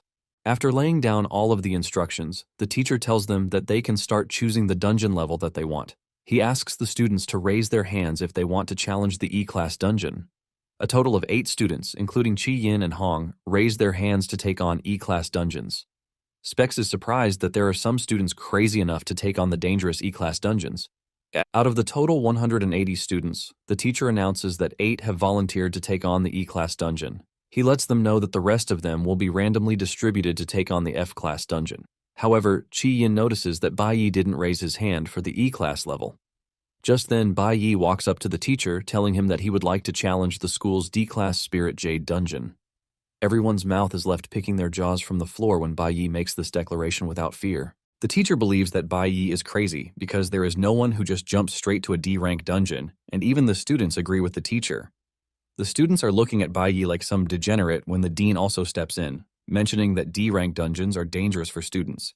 But Bai Yi cuts in, telling the dean that the rules of the school allow students to choose their own level. Since the school's mission is to scout talents for the Divine Cores, Bai Yi asks the dean if he is truly going to take away his chance to prove to everyone that he is not a pushover. The dean mentions that the school's dungeons require team entry, but Bai Yi makes it easy for him, saying he is willing to enter the dungeon by himself. However, the dean finds a loophole in this, saying solo entries are prohibited, but Chi-Yin raises her hand, offering to enter the D-rank dungeon too. This leaves the students shocked yet again, and the dean also freaks out, telling Chi-Yin that he is going to be in so much trouble with her father if anything happens to her in any of the caves. Chi-Yin pressures the dean by saying she also wants to get high scores, and in addition, she just wants to check out the dungeon. Bai Yi is not ready to allow anyone to share in his glory, and he raises his hand to argue that he would like to go alone. Chi-Yin is shocked that Bai Yi is refusing her help, but the teacher pats her on the head, urging her to calm down and assuring her that Bai Yi's refusal doesn't mean jack. The dean cannot believe how confident the students are, reminding them that they just awakened a week ago and they are already acting like they own the world. Since the two are stubborn, the teacher says they will be the only ones entering the dungeon, and it is quite obvious that no senior would be willing to join them. Just then, a senior, Xiling, raises his hand, offering to go, while boasting of how he is going to protect them since they are the future of the nation. The teacher is relieved to hear this with the belief that he finally has someone who can help him protect the kids while in the dungeon. Chi-Yin is shocked since Xiling is considered a prodigy who almost got into the ultimate school corps. Bai Yi is shocked to hear about the ultimate corps because it is his first time. On the other hand, Xiling is looking at Bai Yi for acting all tough without knowing his own strength yet. Once everything is ready, the teacher tells the students that they can now proceed to the dungeons. He lets them know that there will be professional streaming machines that will stay with them throughout the course of their exploration, and everything will be recorded. Since this is the case, he urges them to give it their all because they are all waiting to see who will get the highest score. Apparently, the academy was built on top of a conquered high-ranking dungeon, giving room for both the high and middle school divisions to thrive. However, lower-ranked dungeons later spawned around the school, and this served as the perfect training ground for the students. Basically, most of the dungeons are ranked from FD, and since entering them marks the start of the recorded simulation test, Bai Yi figures out that he cannot afford to use all of his trump cards to avoid attracting attention to himself. However, the Lingyu dungeon has exactly what he wants. Upon entering the dungeon, Ziling wastes no time boasting, talking about his plan to protect Qian and Baiyi.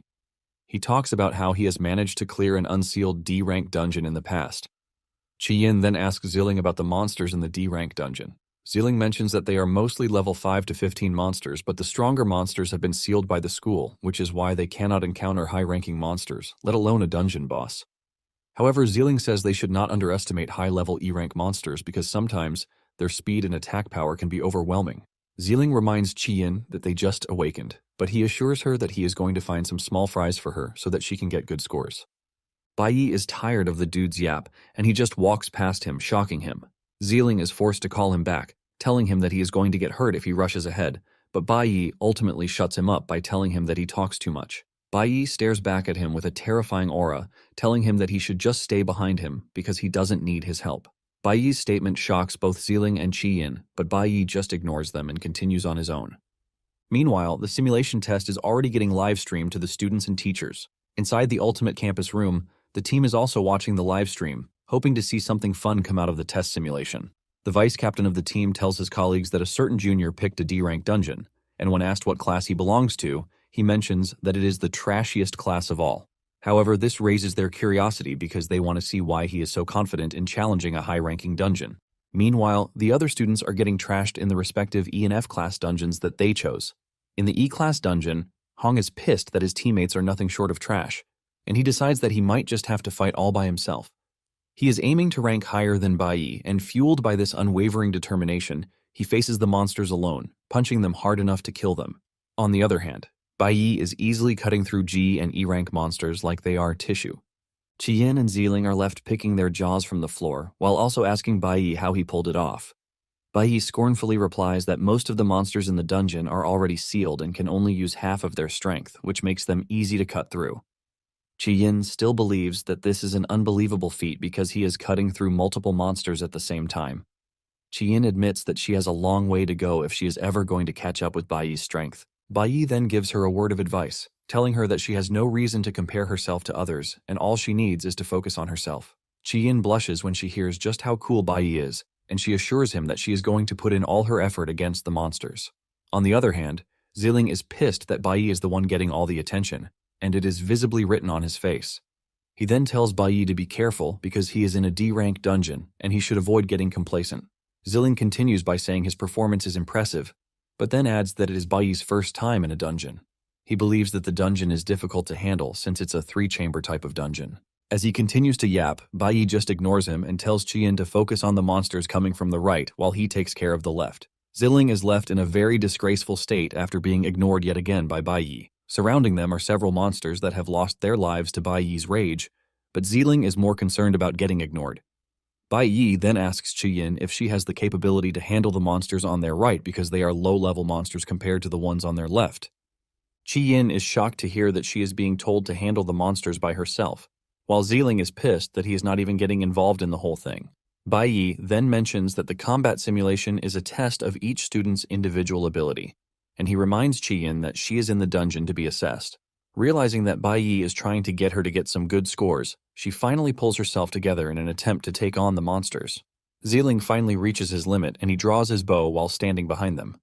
Meanwhile, those who are watching the livestream are all blown away because Baiyi is basically playing with the monsters like they are nothing. Because of his apparent deadliness, the teachers start debating on what class and level he is. Since the last report says he is E-class, they suspect that he is in the range of E3 or E4. They also notice how he chose the monsters on the left while he sent Qian to the right, which is because he assessed the type of monsters that are present on both sides. The teacher is impressed with his tactical abilities because of how he handled the situation. He then remembers that Baiyi already assured him that he was not going to let him down. The teacher is ultimately impressed, leaving him to wonder what Baiyi plans to do next. In the dungeon, Baiyi mentions how he noticed that the astro element beasts have been coming from the right-hand side, which makes Qian's flora element the best counter for them. Just as he predicted, Qian is having a blast against the monsters. She is basically tying them up with her vine powers and constricting life out of them. Even Qian is impressed by her skill, but Baiyi already knows that she is capable of this, since mages possess a unique skill tied to their basic class. Apparently, Qian's skill is to use plants to create a poisonous wall. The Flora Element Mage skill, Vine Wall, basically helps grow vines to form a wall, and the thorns on the vines carry a poison effect. Bai is impressed that Qian is handling the monsters pretty well, given the fact that it is her first time in a dungeon. Since the D-class monsters are all sealed, Bai is pretty sure that she can handle the rest of the monsters in front of her. Bai is confident that with the way things are going, he will be able to hide his true strength even from those watching the live stream and still get a good score in the end. However, he wants to take on the real reason why he entered the dungeon, but he is conflicted on how to do it, since the live stream equipment is watching them like a hawk. Bai stands in front of one of the sealed caves, thinking about his next move. On the other hand, Zealing is pissed that he has been ignored for far too long, and he raises his bow and fires a buff arrow inside the cave behind Qian, while pretending like he was trying to hit Qian with a buff. Qian is shocked but at the same time confused, and while she is trying to think of what to do, a double-headed main lion makes its way out of the cave. The monster looks terrifying because it's a D-class monster, and what makes it worse is that it has attained the 11th level. Qian freezes in fear as the terrifying lion approaches behind her, ready to tear her to pieces. Qian manages to launch a vine attack at the lion to try to restrain it, but it easily breaks free, and at the same time, Bai has sensed that something is wrong.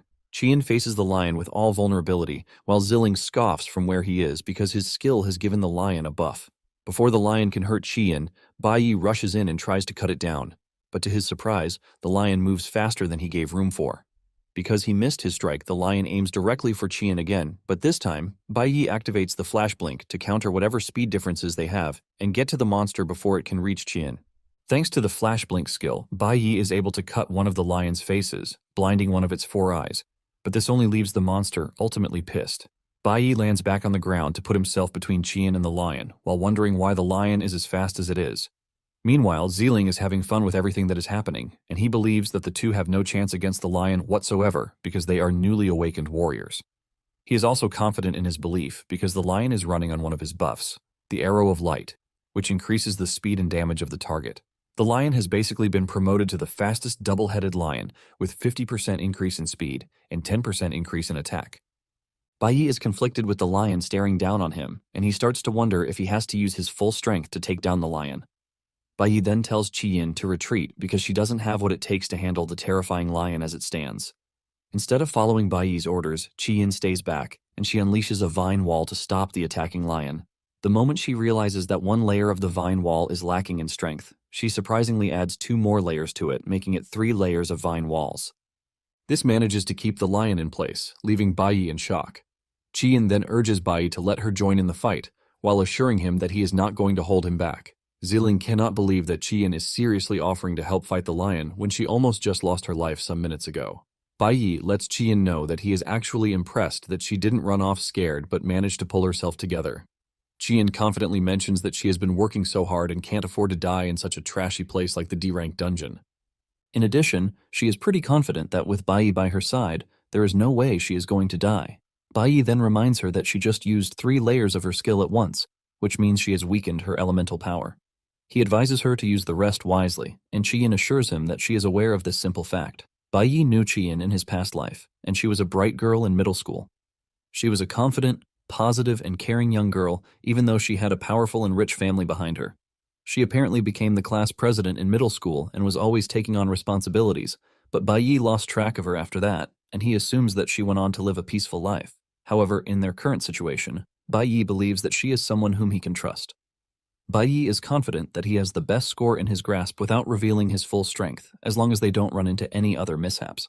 On the other hand, Zealing still believes that the two are not a match for the lion because it can easily break out of the vines holding it. He is confident that there is no way they can deal with the enhanced D-rank lion because confidence alone doesn't guarantee victory. He plans to wait till the end when they start begging for their lives before he helps them out. He is planning to teach them a valuable lesson that elders are to be respected. Just as he predicted, the lion breaks free of the vines, and Bai tells Qian that he is going to lure away the lion, since it's a nucleo element type of beast. He tells Qian to get ready and act at the right time. Qian acknowledges the order, and Bai swings into action. The two move in opposite directions, but the lion follows Bai because it now considers him a threat, since he was the one who blinded one of its eyes. Bai heads straight for a pond and dives right in, luring the lion into the pond too. Once the lion is in the water, Bai screams at Qian to use her power and waste no time, grabbing the lion with her vines. The lion screams out in frustration, but Qian adds to its pain by constricting it, and when the lion tries to use its skills and buffs, they surprisingly fail. This leaves the lion restricted, unable to break free, and Qian releases toxins into the lion's skin. Since the lion can no longer break free and its body is getting ravaged by poison, Bai believes it is time to kill it and get the highest score. Zealing is shocked when he sees the lion struggling to break free without success. His mouth is left agape because he knows that even he doesn't have what it takes to subdue the lion, since it is already enhanced. The teachers watching the livestream were the only ones who figured out what Bai did in restraining the lion. Apparently, a nucleo-element lion will lose its ability to use its skills when lured into water. However, the abilities of a flora element like Qian are strengthened in the water. The teacher realizes that Bai used simple but intelligent tactics in defeating the lion, and he concludes that Bai's leadership skills are insane.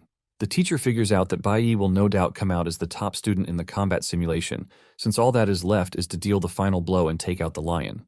The teacher is pretty sure that Bai will receive the highest score in history once the recording is submitted to the guild for review. Suddenly, they got cut off from the live feed, leaving them in the dark about what is happening with Bai. It turns out that Zealing was the one who shot down the live streaming device to make sure that there was no evidence of Bai getting the highest score.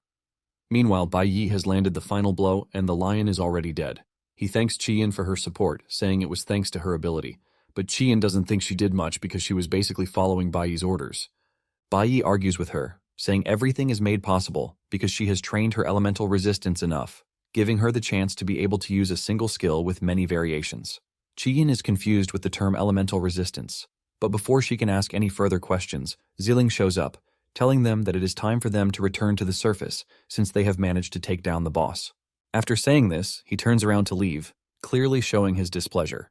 As he walks away, Bai stops him, mentioning that he knows exactly what he was doing when he buffed the monster, but Zealing claims he was trying to buff Qian instead. The moment he says this, Bai mocks him, saying he is the worst archer he has seen. Qian joins in, saying Zealing is trash, which is why he was not selected for the elite school squad. Zealing angrily whips out his bow, but Bai shows him he is not messing around by showing him his blade and the terrifying aura from his body. Zealing decides that it is in his best interest to back off, but he tells the two that they still have a long way to go, and he is definitely going to get them. In anger, Zealing walks back to the surface, leaving the two behind. The two are following him when Bai notices the streaming equipment lying on the ground. Bai figures out that Zealing was the one who destroyed it, so that they won't be able to get the high score, but little does he know that he has actually done him a favor because he can now go wild with no one to watch him. Qian is confused about what Bai means when he says Zealing did him a favor, and she asks him what he plans to do. Bai then walks to the sealed cave and tells Qian to keep what she is about to witness to herself. Qian still remains confused, leaving her to genuinely ask Bai what he is planning to do. Bai ignores her and pulls out a seal-breaking stone that he got from Hong. Bai then reveals his plan to unseal the dungeon with the stone. He places the stone on the seal and it starts to react, giving off a dark aura, while Qian tries to warn him about the dangers of what he is about to do. Qian says the entire area is going to be flooded with high-ranked monsters, but Bai assures her that she has nothing to worry about because the monsters' powers are still affected by the seal, meaning they will be operating with just half of their strength.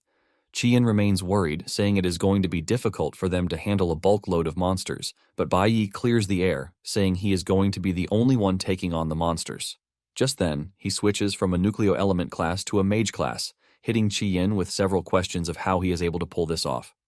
Bai then tells Qian to stay by the exit while he deals with the several monsters that have just made their way out of the cave. Qian reluctantly pulls away, while warning Bai to be careful. As the monsters charge towards him, he activates his flash freeze skill, shocking Qian that Bai has a red quality profession. The monsters are frozen in place while Qian is totally left in awe. Bai mentions that the monsters have been sealed for so long and they are all just going to rush at him at once. He urges Qian to steer clear, and Qian pulls away from the battle area completely.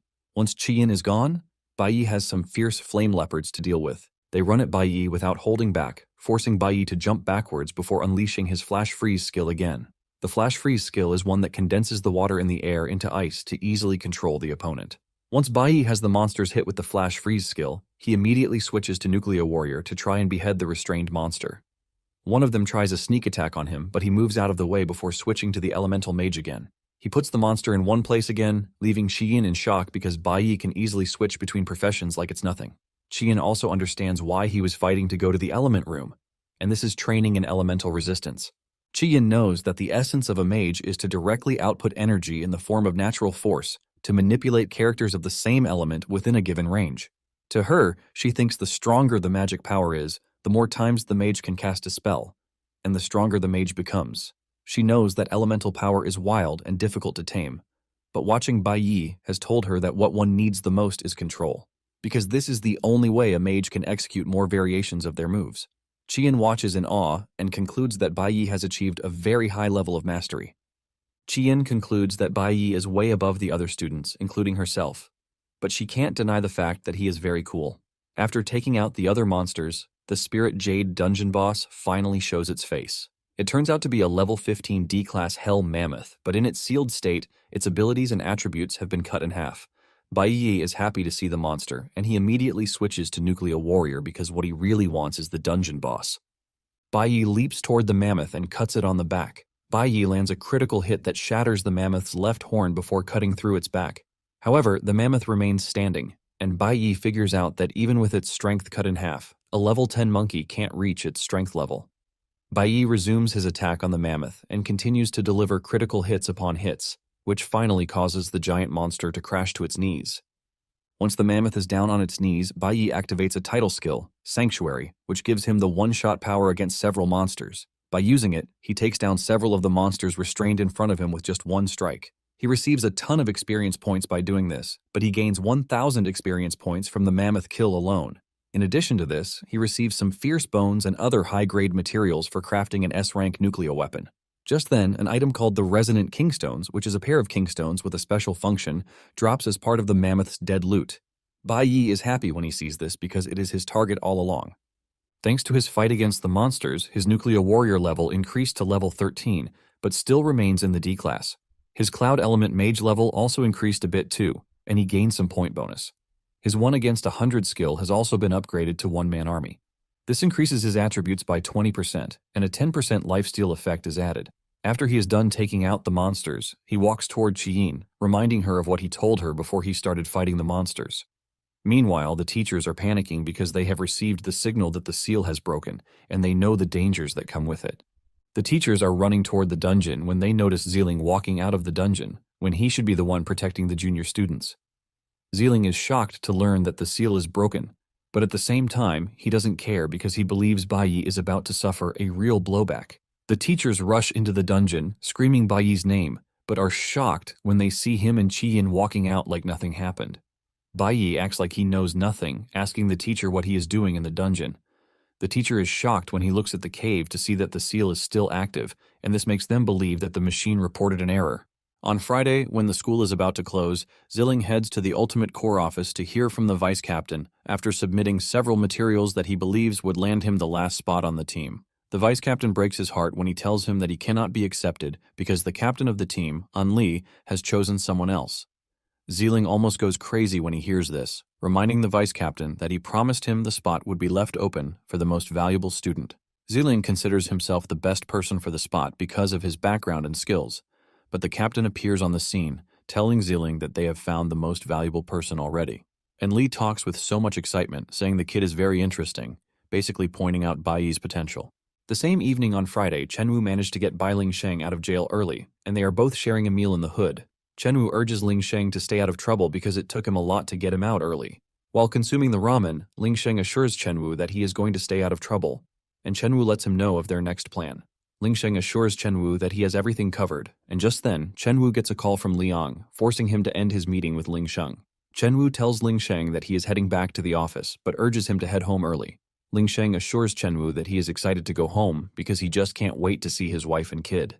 Lingsheng excitedly heads home, hoping to catch Bai Yi and his mother at home, but to his surprise, they have disappeared, leaving him utterly pissed and disgusted. He angrily smashes a table while screaming in frustration because he was already imagining just what he was going to do to Bai Yi when he catches him. However, his fury has just multiplied because he now plans to kill Bai Yi once he gets his hands on him. Meanwhile, Bai Yi has given his mother one of the pairs of resonant jade, and he tells her to keep it on at all times. Bai Yi also has the other pair hanging around his neck, and he tells his mother to shatter the jade if she is ever in danger, because his jade will sense it and he will appear right beside her. Bai Yi lets his mother know that he couldn't leave her alone without insurance, and this is his insurance. Bai Yi is happy to give his mom the jade because he can't remember his mom ever receiving a necklace or any jewelry of any kind. She was basically just a woman who never enjoyed what her mates were enjoying. His mother tries telling him that he doesn't have to hang around her all the time because he is a kid and he needs to be with kids of his age, But Bai Yi argues against this, saying he doesn't need to be anywhere else. His mother doesn't believe this because she expects Bai Yi to have people who are important to him. But this simply reminds Bai Yi that the only important folks in his life were his former teammates, who were wiped out by the traitor. He doesn't even know yet if he is going to meet them in his current life. That night, Bai Yi heads to a wild D-class dungeon because he can train to his heart's content, since he has found a way to make sure his mother is safe. The dungeon is one that only Bai Yi knows, and it opens at midnight and closes at 1 a.m. Because there is a time limit, Bai Yi figures out that he has to get things done very quickly and focus on improving himself. Upon stepping into the dungeon, he is met with level 15 wild orchids that are D-class monsters. There are also blood-devouring flowers in the dungeon, and all that is on his mind is how he is going to improve so he can be better than he was in his past life. Bai Yi wastes no time going after the monsters, and he starts cutting them down to gain experience points and valuable items. Bai Yi doesn't think he has any reason to have friends because the enemy will come one day and take them away from him. However, he doesn't want a repeat of his past life, and this acts as a catalyst for him to want to get stronger and faster. He slashes the monsters like they are nothing since he sees them as his stepping stone into greatness. However, he is worried that he is just too weak because he doesn't even stand a chance against Ling Sheng, let alone the traitorous Custard who betrayed them. Because of how delicate his situation is, Bai Yi figures out that he doesn't have the luxury to take shortcuts, but to fight every problem and monster head-on. Fueled by this determination, Bai Yi walks toward a horde of monsters with no fear in his body, as long as he uses them to level up. Using the Sanctuary skill, Bai Yi takes down a bulk load of monsters, earning him tons of experience points with it. After taking out the monsters, he considers the weaker ones. Bai Yi realizes that the gate will close in 20 minutes, and he has to take care of the giant dungeon boss within that time frame. Standing in front of him is the level 20 boss, D-class dungeon lord, Ye Wuming. The boss doesn't hesitate before aiming for Bai Yi's head, but Bai Yi punishes it by relieving it of its hand. However, this is nothing to the boss, as it easily heals itself back, using one of its broken skills. This leaves Bai Yi in shock because he never expected the monster to have such a powerful self-healing ability. Right in front of him, the monster's arm regrows, and he punches the ground to bring the dead plant monsters back to life. Bai Yi cannot believe his eyes when he sees the monsters that he has defeated all coming back to life like it's a Christmas party. This is totally confusing to him, since a D-class lord shouldn't have the ability to resurrect others. He is trying to understand the severity of the situation when a giant plant arm impales him from behind, sending a wave of agony through his body as he spills out blood. He turns around to realize the shock of his life. It turns out that Ye Wuming has a twin brother, Ye Wuming, basically making the dungeon a dungeon that is ruled by two terrifying lords. Because of his inability to get to the gate at the right time, it closes, leaving him trapped inside. Meanwhile, his mother hasn't heard from him, and she is getting seriously worried already. She has tried to reach him via text messages, but his phone is not going through, and the woman stands by the window in horror. Realizing that her son might be in danger, she decides to step out in the heavy rain to find him. However, Ling Sheng has managed to track down the new apartment and arrives at the entrance totally drunk, while he is also pissed off that his wife and kid rented out another apartment behind his back. Bai Yi's mother stepped out of the building as the rain poured on her. Back in the dungeon, Bai Yi is having a really hard time against the dungeon bosses. He has killed the plant monsters, but they just keep coming back up, leaving him totally exhausted. Nonetheless, he is not ready to give up against the monsters. However, he also knows that taking down the monsters repeatedly won't grant him any experience points. Bai Yi figures out that the only way out of his problem is to find the source of their constant resurrection. Bai Yi is having it hard because it is not only the dungeon bosses that have regenerative powers, but also the other monsters inside the cave. He cuts them down very easily, but every time, they just heal themselves yet again. Bai Yi is forced to admit that their healing powers are too broken because even an S-rank healer can't do what they are doing. He figures out that there might be a place stored with a massive amount of healing energy that is feeding the dungeon bosses. To make things worse, Bai Yi realizes that the monster is actually adapting to his moves as the fight progresses. However, Bai Yi fights his way through until he finally finds the giant tree that is the source of the dungeon's energy. Bai Yi can easily tell that the bosses are healing pretty easily thanks to the tree's presence, and the moment he takes it down, there is no healing power for them again. He runs toward the tree while the bosses chase him down in fear, knowing fully well that they are done for once he takes down the tree. Bai Yi, on the other hand, smiles, because he can now kill the dungeon bosses the easiest way possible. Bai Yi manages to get to the tree, and he cuts every single one of them down. Bai Yi immediately switches professions and becomes a cloud element mage to get a range at the bosses, while the dungeon bosses scream in pain, telling Bai Yi to stop. Before they can reach him, Bai Yi freezes them up and then switches classes to nuclear warrior before targeting Ye Wuming. He impales Wuming, ultimately killing it. And just as predicted, the other monsters lose their healing abilities. By defeating the boss, he gets a ton of experience points while also obtaining a high-grade item, Spirit Grass, which instantly recovers 50% of stamina and heals most physical damage. Wuming's brother breaks out of the ice prison, but Bai Yi is not worried about it because he is about to end it without his brother's influence. The dungeon boss suddenly tells Bai Yi to kill him, shocking him. Bai Yi then figures out that the dungeon boss has no reason to live again because his brother is dead. Being the good dude that he is, he can't deny his wish. Bai Yi charges toward the last surviving boss and cuts it down pretty easily. After killing the boss, he obtains a high-grade material, Poison Thorn, which is an essential material for crafting an S-rank weapon, Poison Piercer. By defeating the bosses, his Nucleo Warrior increases to level 15, and his Cloud Element Mage increases to level 13. Just then, the dungeon entrance opens again, and since his Flora element has reached the maximum accumulation, he gets the chance to awaken a new class. Bai Yi wonders what sort of amazing class he is about to awaken, but to his surprise, he awakens a blue-colored E-class summoner. Bai Yi has never been one to rate the summoner class because he believes that it is trash. He checks out the skills related to the class, and he sees a skill, Flora Spirit Contract. This is a skill that allows the wielder to sign a contract with the souls of a defeated Flora element monster. The other skill is called Flower Bed, and this will allow him to see the souls of recently deceased Flora element monsters. Since he has 2 contract slots, it suddenly dawns on Bai Yi that he just defeated 2 dungeon bosses, and he can see their souls. He wastes no time activating the contract skill, ultimately making the 2 his subordinates, basically making the summoner class not too useless after all. On the surface, Ling Sheng is approaching the apartment when he gets a call on his phone, leaving him wondering who it is that is about to ruin his fun time. It turns out to be Chen Wu, and they talk about their sinister plan concerning Chief Hong.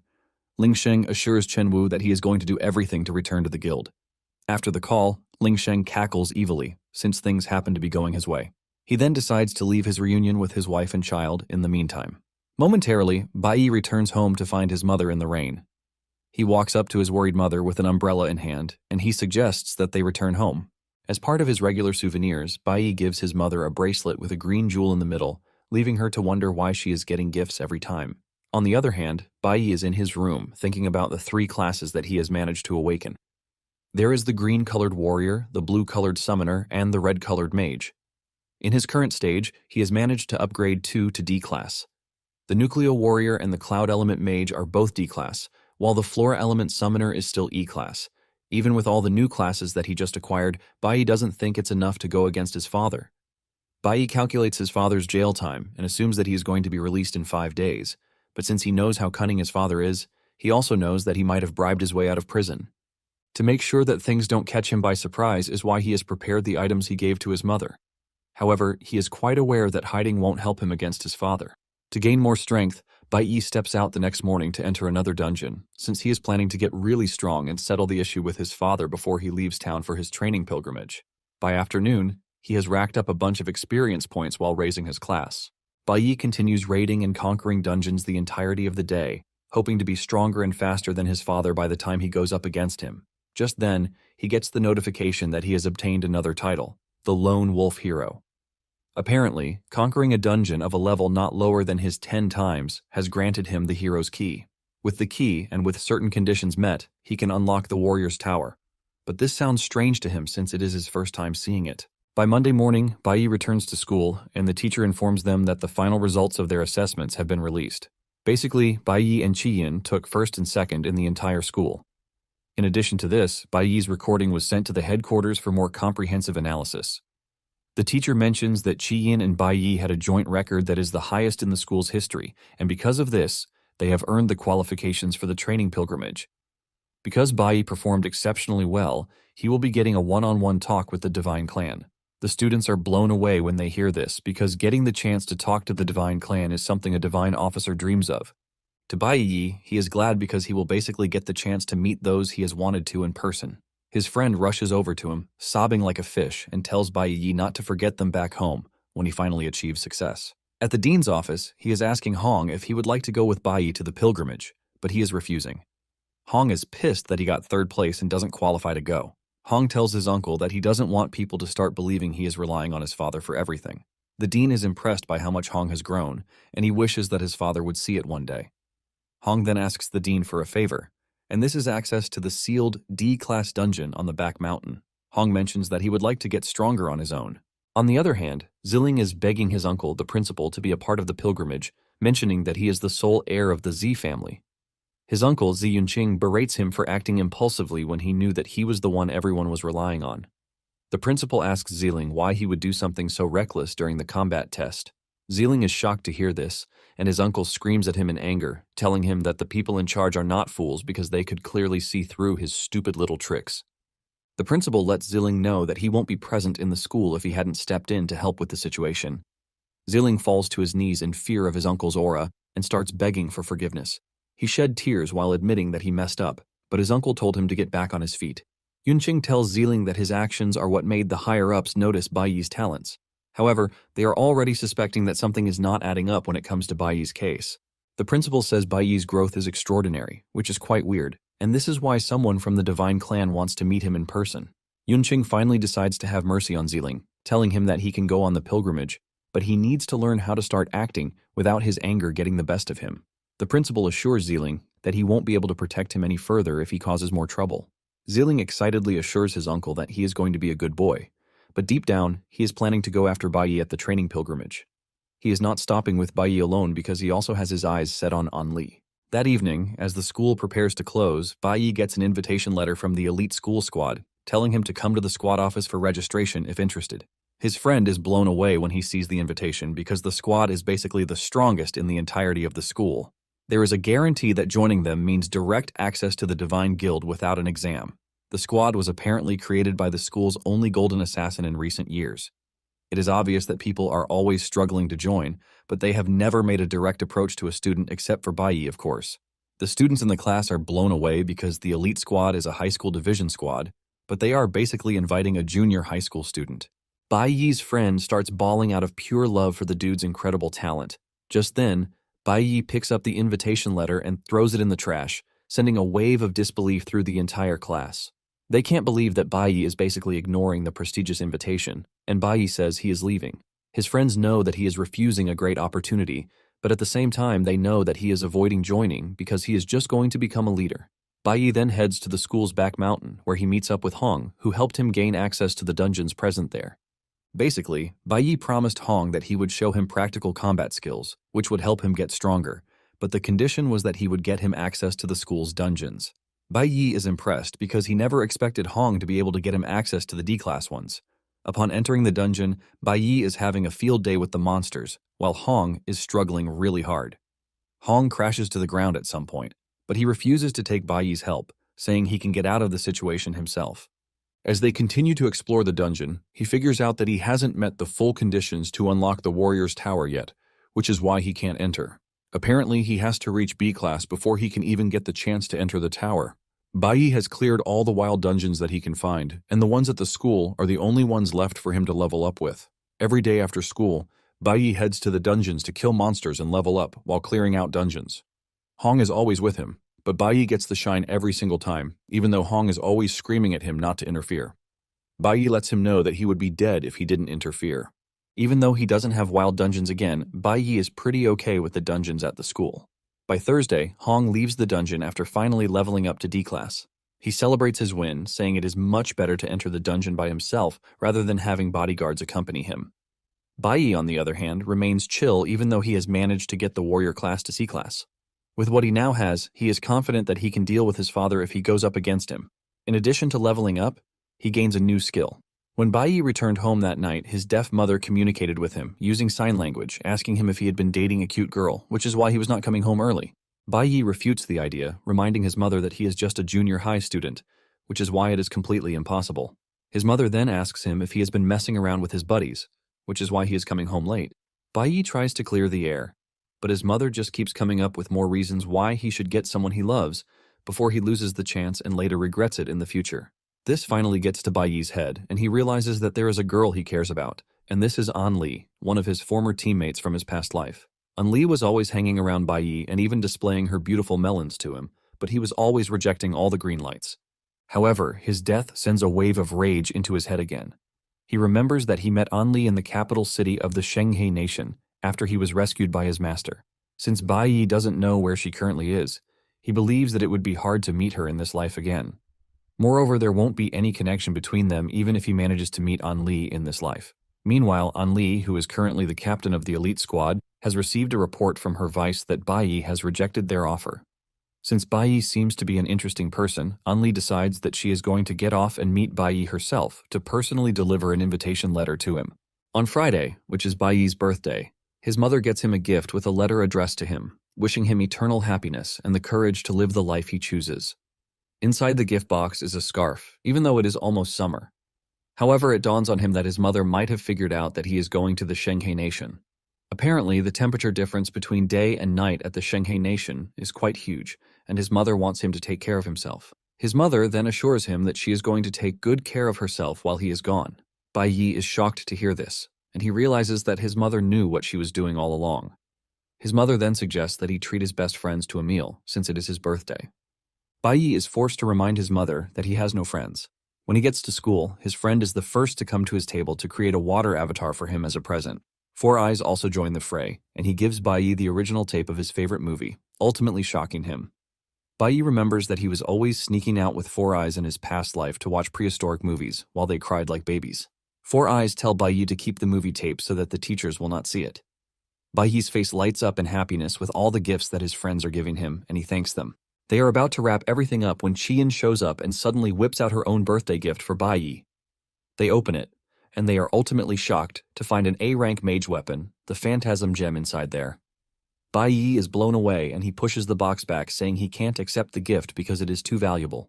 Chien then reminds Bai Yi that without him, she wouldn't have been able to participate in the training pilgrimage. Chien lets Bai Yi know that her family has a lot of the stones, so it is not something very precious to them. However, she is pretty sure that it is going to be helpful to Bai Yi. Bai Yi subtly agrees with her because he is looking to improve himself, and the gem will come a long way. Bai Yi starts to wonder if Chien gave him the gem because she saw him using the lowest level mage weapon while he was fighting in the dungeon. Bai Yi is impressed that the girl is quite observant. Bai Yi is utterly grateful that his friends remembered his birthday, and they all prepared gifts for him when he was already planning to leave. Specs and the other friend are shocked to see that Chien and Bai Yi have gotten close, but Chien notices them whispering, and she walks over to ask them what they are whispering about. The two almost faint, realizing that they almost got caught in the act. Even though Bai Yi is trying to avoid any meaningful connections with them, he suggests that they have dinner together that night. He assures them that everything is on him, and he asks them if they are going to be available for the treat. Surprisingly, the trio agrees to go out, and they all celebrate as if they won the lottery.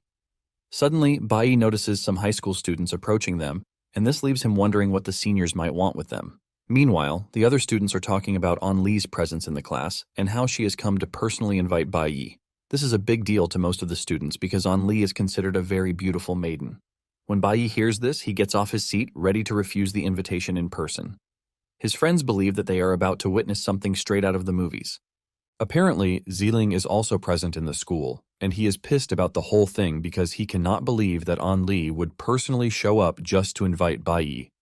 Bai Yi confidently walks to the lobby, but suddenly the room is hit with a golden aura that almost blinds the students.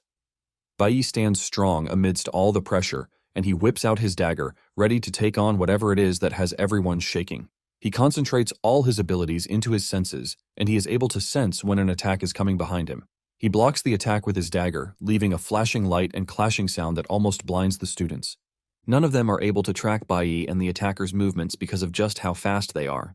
Just then, the golden aura clears off, and the person behind it shows herself, and it is none other than An-li. Bai Yi is totally in disbelief when he sees the person standing in front of him. At the same time, An-li tells Bai Yi that she is impressed with his quick reaction, which basically means she didn't choose the wrong person to be on her team. While she is smiling about striking gold, Bai Yi is left in shock and is trying to pull himself together. Standing in front of him is the one girl whom he has feelings for in his past life, and he finds it very difficult to close his mouth from the shock that is hitting him hard. And Lee smiles at Bai Yi, saying they have sent loads of invitations to him, but they never got a reply, which is why she personally came. Bai Yi's friends are already worried that Bai Yi might reject An-li face to face.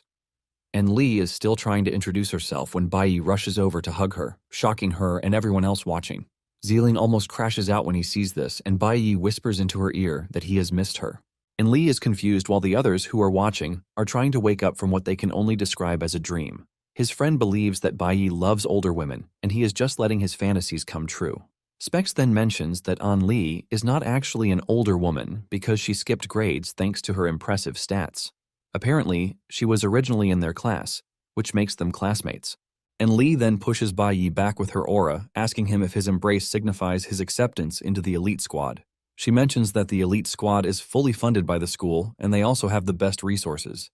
She lets him know that there are ways he can get stronger rather than grinding through the school dungeons after class, and she believes that they might even fight side by side one day. Bai Yi finally reveals his decision not to join the elite squad because he will be leaving the school soon, and he doesn't see a reason to join. Bai Yi then reveals his plan to establish his own guild very soon, and he tells An Li that they are going to get the chance to fight side by side when he does this. Before they can have any further conversation, An Li's vice rushes over to tell her that they need to go because the principal needs them. And Li then tells Bai Yi that they are going to be meeting at the pilgrimage where they can talk better. As she walks away, the people start to gossip about how confident Bai Yi must be to have rejected An Li's invitation but invited her to his guild instead. The students cannot believe how ambitious Bai Yi is to be talking about creating his own guild when he is not even an adult yet. In addition to Bai Yi getting the highest score in the combat simulation, his decision to hug An Li has left everyone in shock. What's more shocking is that An Li didn't refuse the hug or the offer that he made her. Bai Yi, on the other hand, never imagined that he would run into An Li the way he did because his team in the past life never revealed their backgrounds to themselves. This is why Bai Yi never knew that An Li was in the same school as him, and this almost cost him the very good chance to meet her. Bai Yi smiles, realizing that he just got the best birthday gift of the day. After school, Bai Yi and his friends head to a barbecue store, owned by an old man named Wang. While they are eating, his friends ask him if he is serious about opening a guild and if he really wants to leave the academy. Bai Yi then confesses his plan to stay in the Shenghe Nation after the training pilgrimage. The trio is shocked to hear this coming from him, leaving them to ask if he is planning to open a business or something. Bai Yi simply replies that he wants to stay in the nation because of his studies. Bai Yi mentions his plan to apply for the Shenghe Nation's Divine Academy. Meanwhile, at the Kaibin Hotel, Chief Hongbing, the head of the Divine Guild, just arrived. Upon entering the hotel, the vice captain spots Ling Sheng in the hotel, shocking him, since he's supposed to be locked up. He heads over to Chen Wu, asking him how Ling Sheng got out, and Chen Wu mentions that Ling Sheng paid double bail. Chen Wu lets him know that the captain approved it, so he has nothing to worry about. The vice captain, Liang, is pissed when he hears this, asking Chen Wu why Ling Sheng was brought to Chief Hong's party. Chen Wu subtly tells Liang that since Ling Sheng was kicked out because of something insignificant, he is trying his luck again. Ling Sheng has several ghost crystals, which are highly valuable with him, and he is trying to use them to buy his way back into the guild. Ling Sheng walks toward Hong, but the moment he sets his sight on him, he slaps away the stupid valuable items in his hand, telling him to leave the hall. He calls Ling Sheng an outside dog who is not meant to be around them. Ling Sheng tries packing the gems, telling the captain to try and listen to his explanation. However, Hongbing grabs him by the shirt, telling him that he doesn't care about his valuables. He tells him to take everything and get out of the hotel at once. In no time, Ling Sheng finds himself getting thrown out of the hotel, ultimately ruining his chance of a comeback. He is thrown to the floor like a dog, and this pisses him off really badly. He angrily gets back on his feet while swearing to kill everyone involved in the humiliation that he just suffered. He is filled with so much rage that it is practically overflowing out of his body. Fueled with rage, he heads to the new apartment that his runaway wife and kid just rented. Unfortunately for Bai Yi's mother, she runs into Ling Sheng outside the apartment while she is out getting groceries. On the other hand, Bai Yi has taken his friends to a barbecue shop to celebrate his birthday. They are having a fun time when the Divine Guild enters the shop, ultimately grabbing everyone's attention. His friend tells him that he is going to be colleagues with the likes of those who just entered the restaurant when he gets into the Divine Academy. His friend corrects himself, saying he might even turn out to be their superior. Bai Yi's friend is sad that they are currently having a farewell meal, but Qian argues against this, saying she is also going to work hard to get into the Divine Academy. Just then, it dawns on Bai Yi that the day is going way too smoothly for him. Specs then suggests that they leave whatever worries they have and enjoy Bai Yi's birthday instead. Bai Yi, on the other hand, is worried because he can feel that something is not right. Meanwhile, Ling Sheng has Bai Yi's mother on the ground, screaming at her for living a comfortable life without him. He believes that she has another person she is going out with, and he screams at her to tell him. Bai Yi's mother panics as Ling Sheng prepares to beat her to death, and even though she has the chance to break the jade to contact her son, she refuses to. Well guys, that's the end of the video. If you like this video, comment next part in the comment section. Also subscribe to the channel, hit the bell, and like the video. Thank you for watching and see you next time again.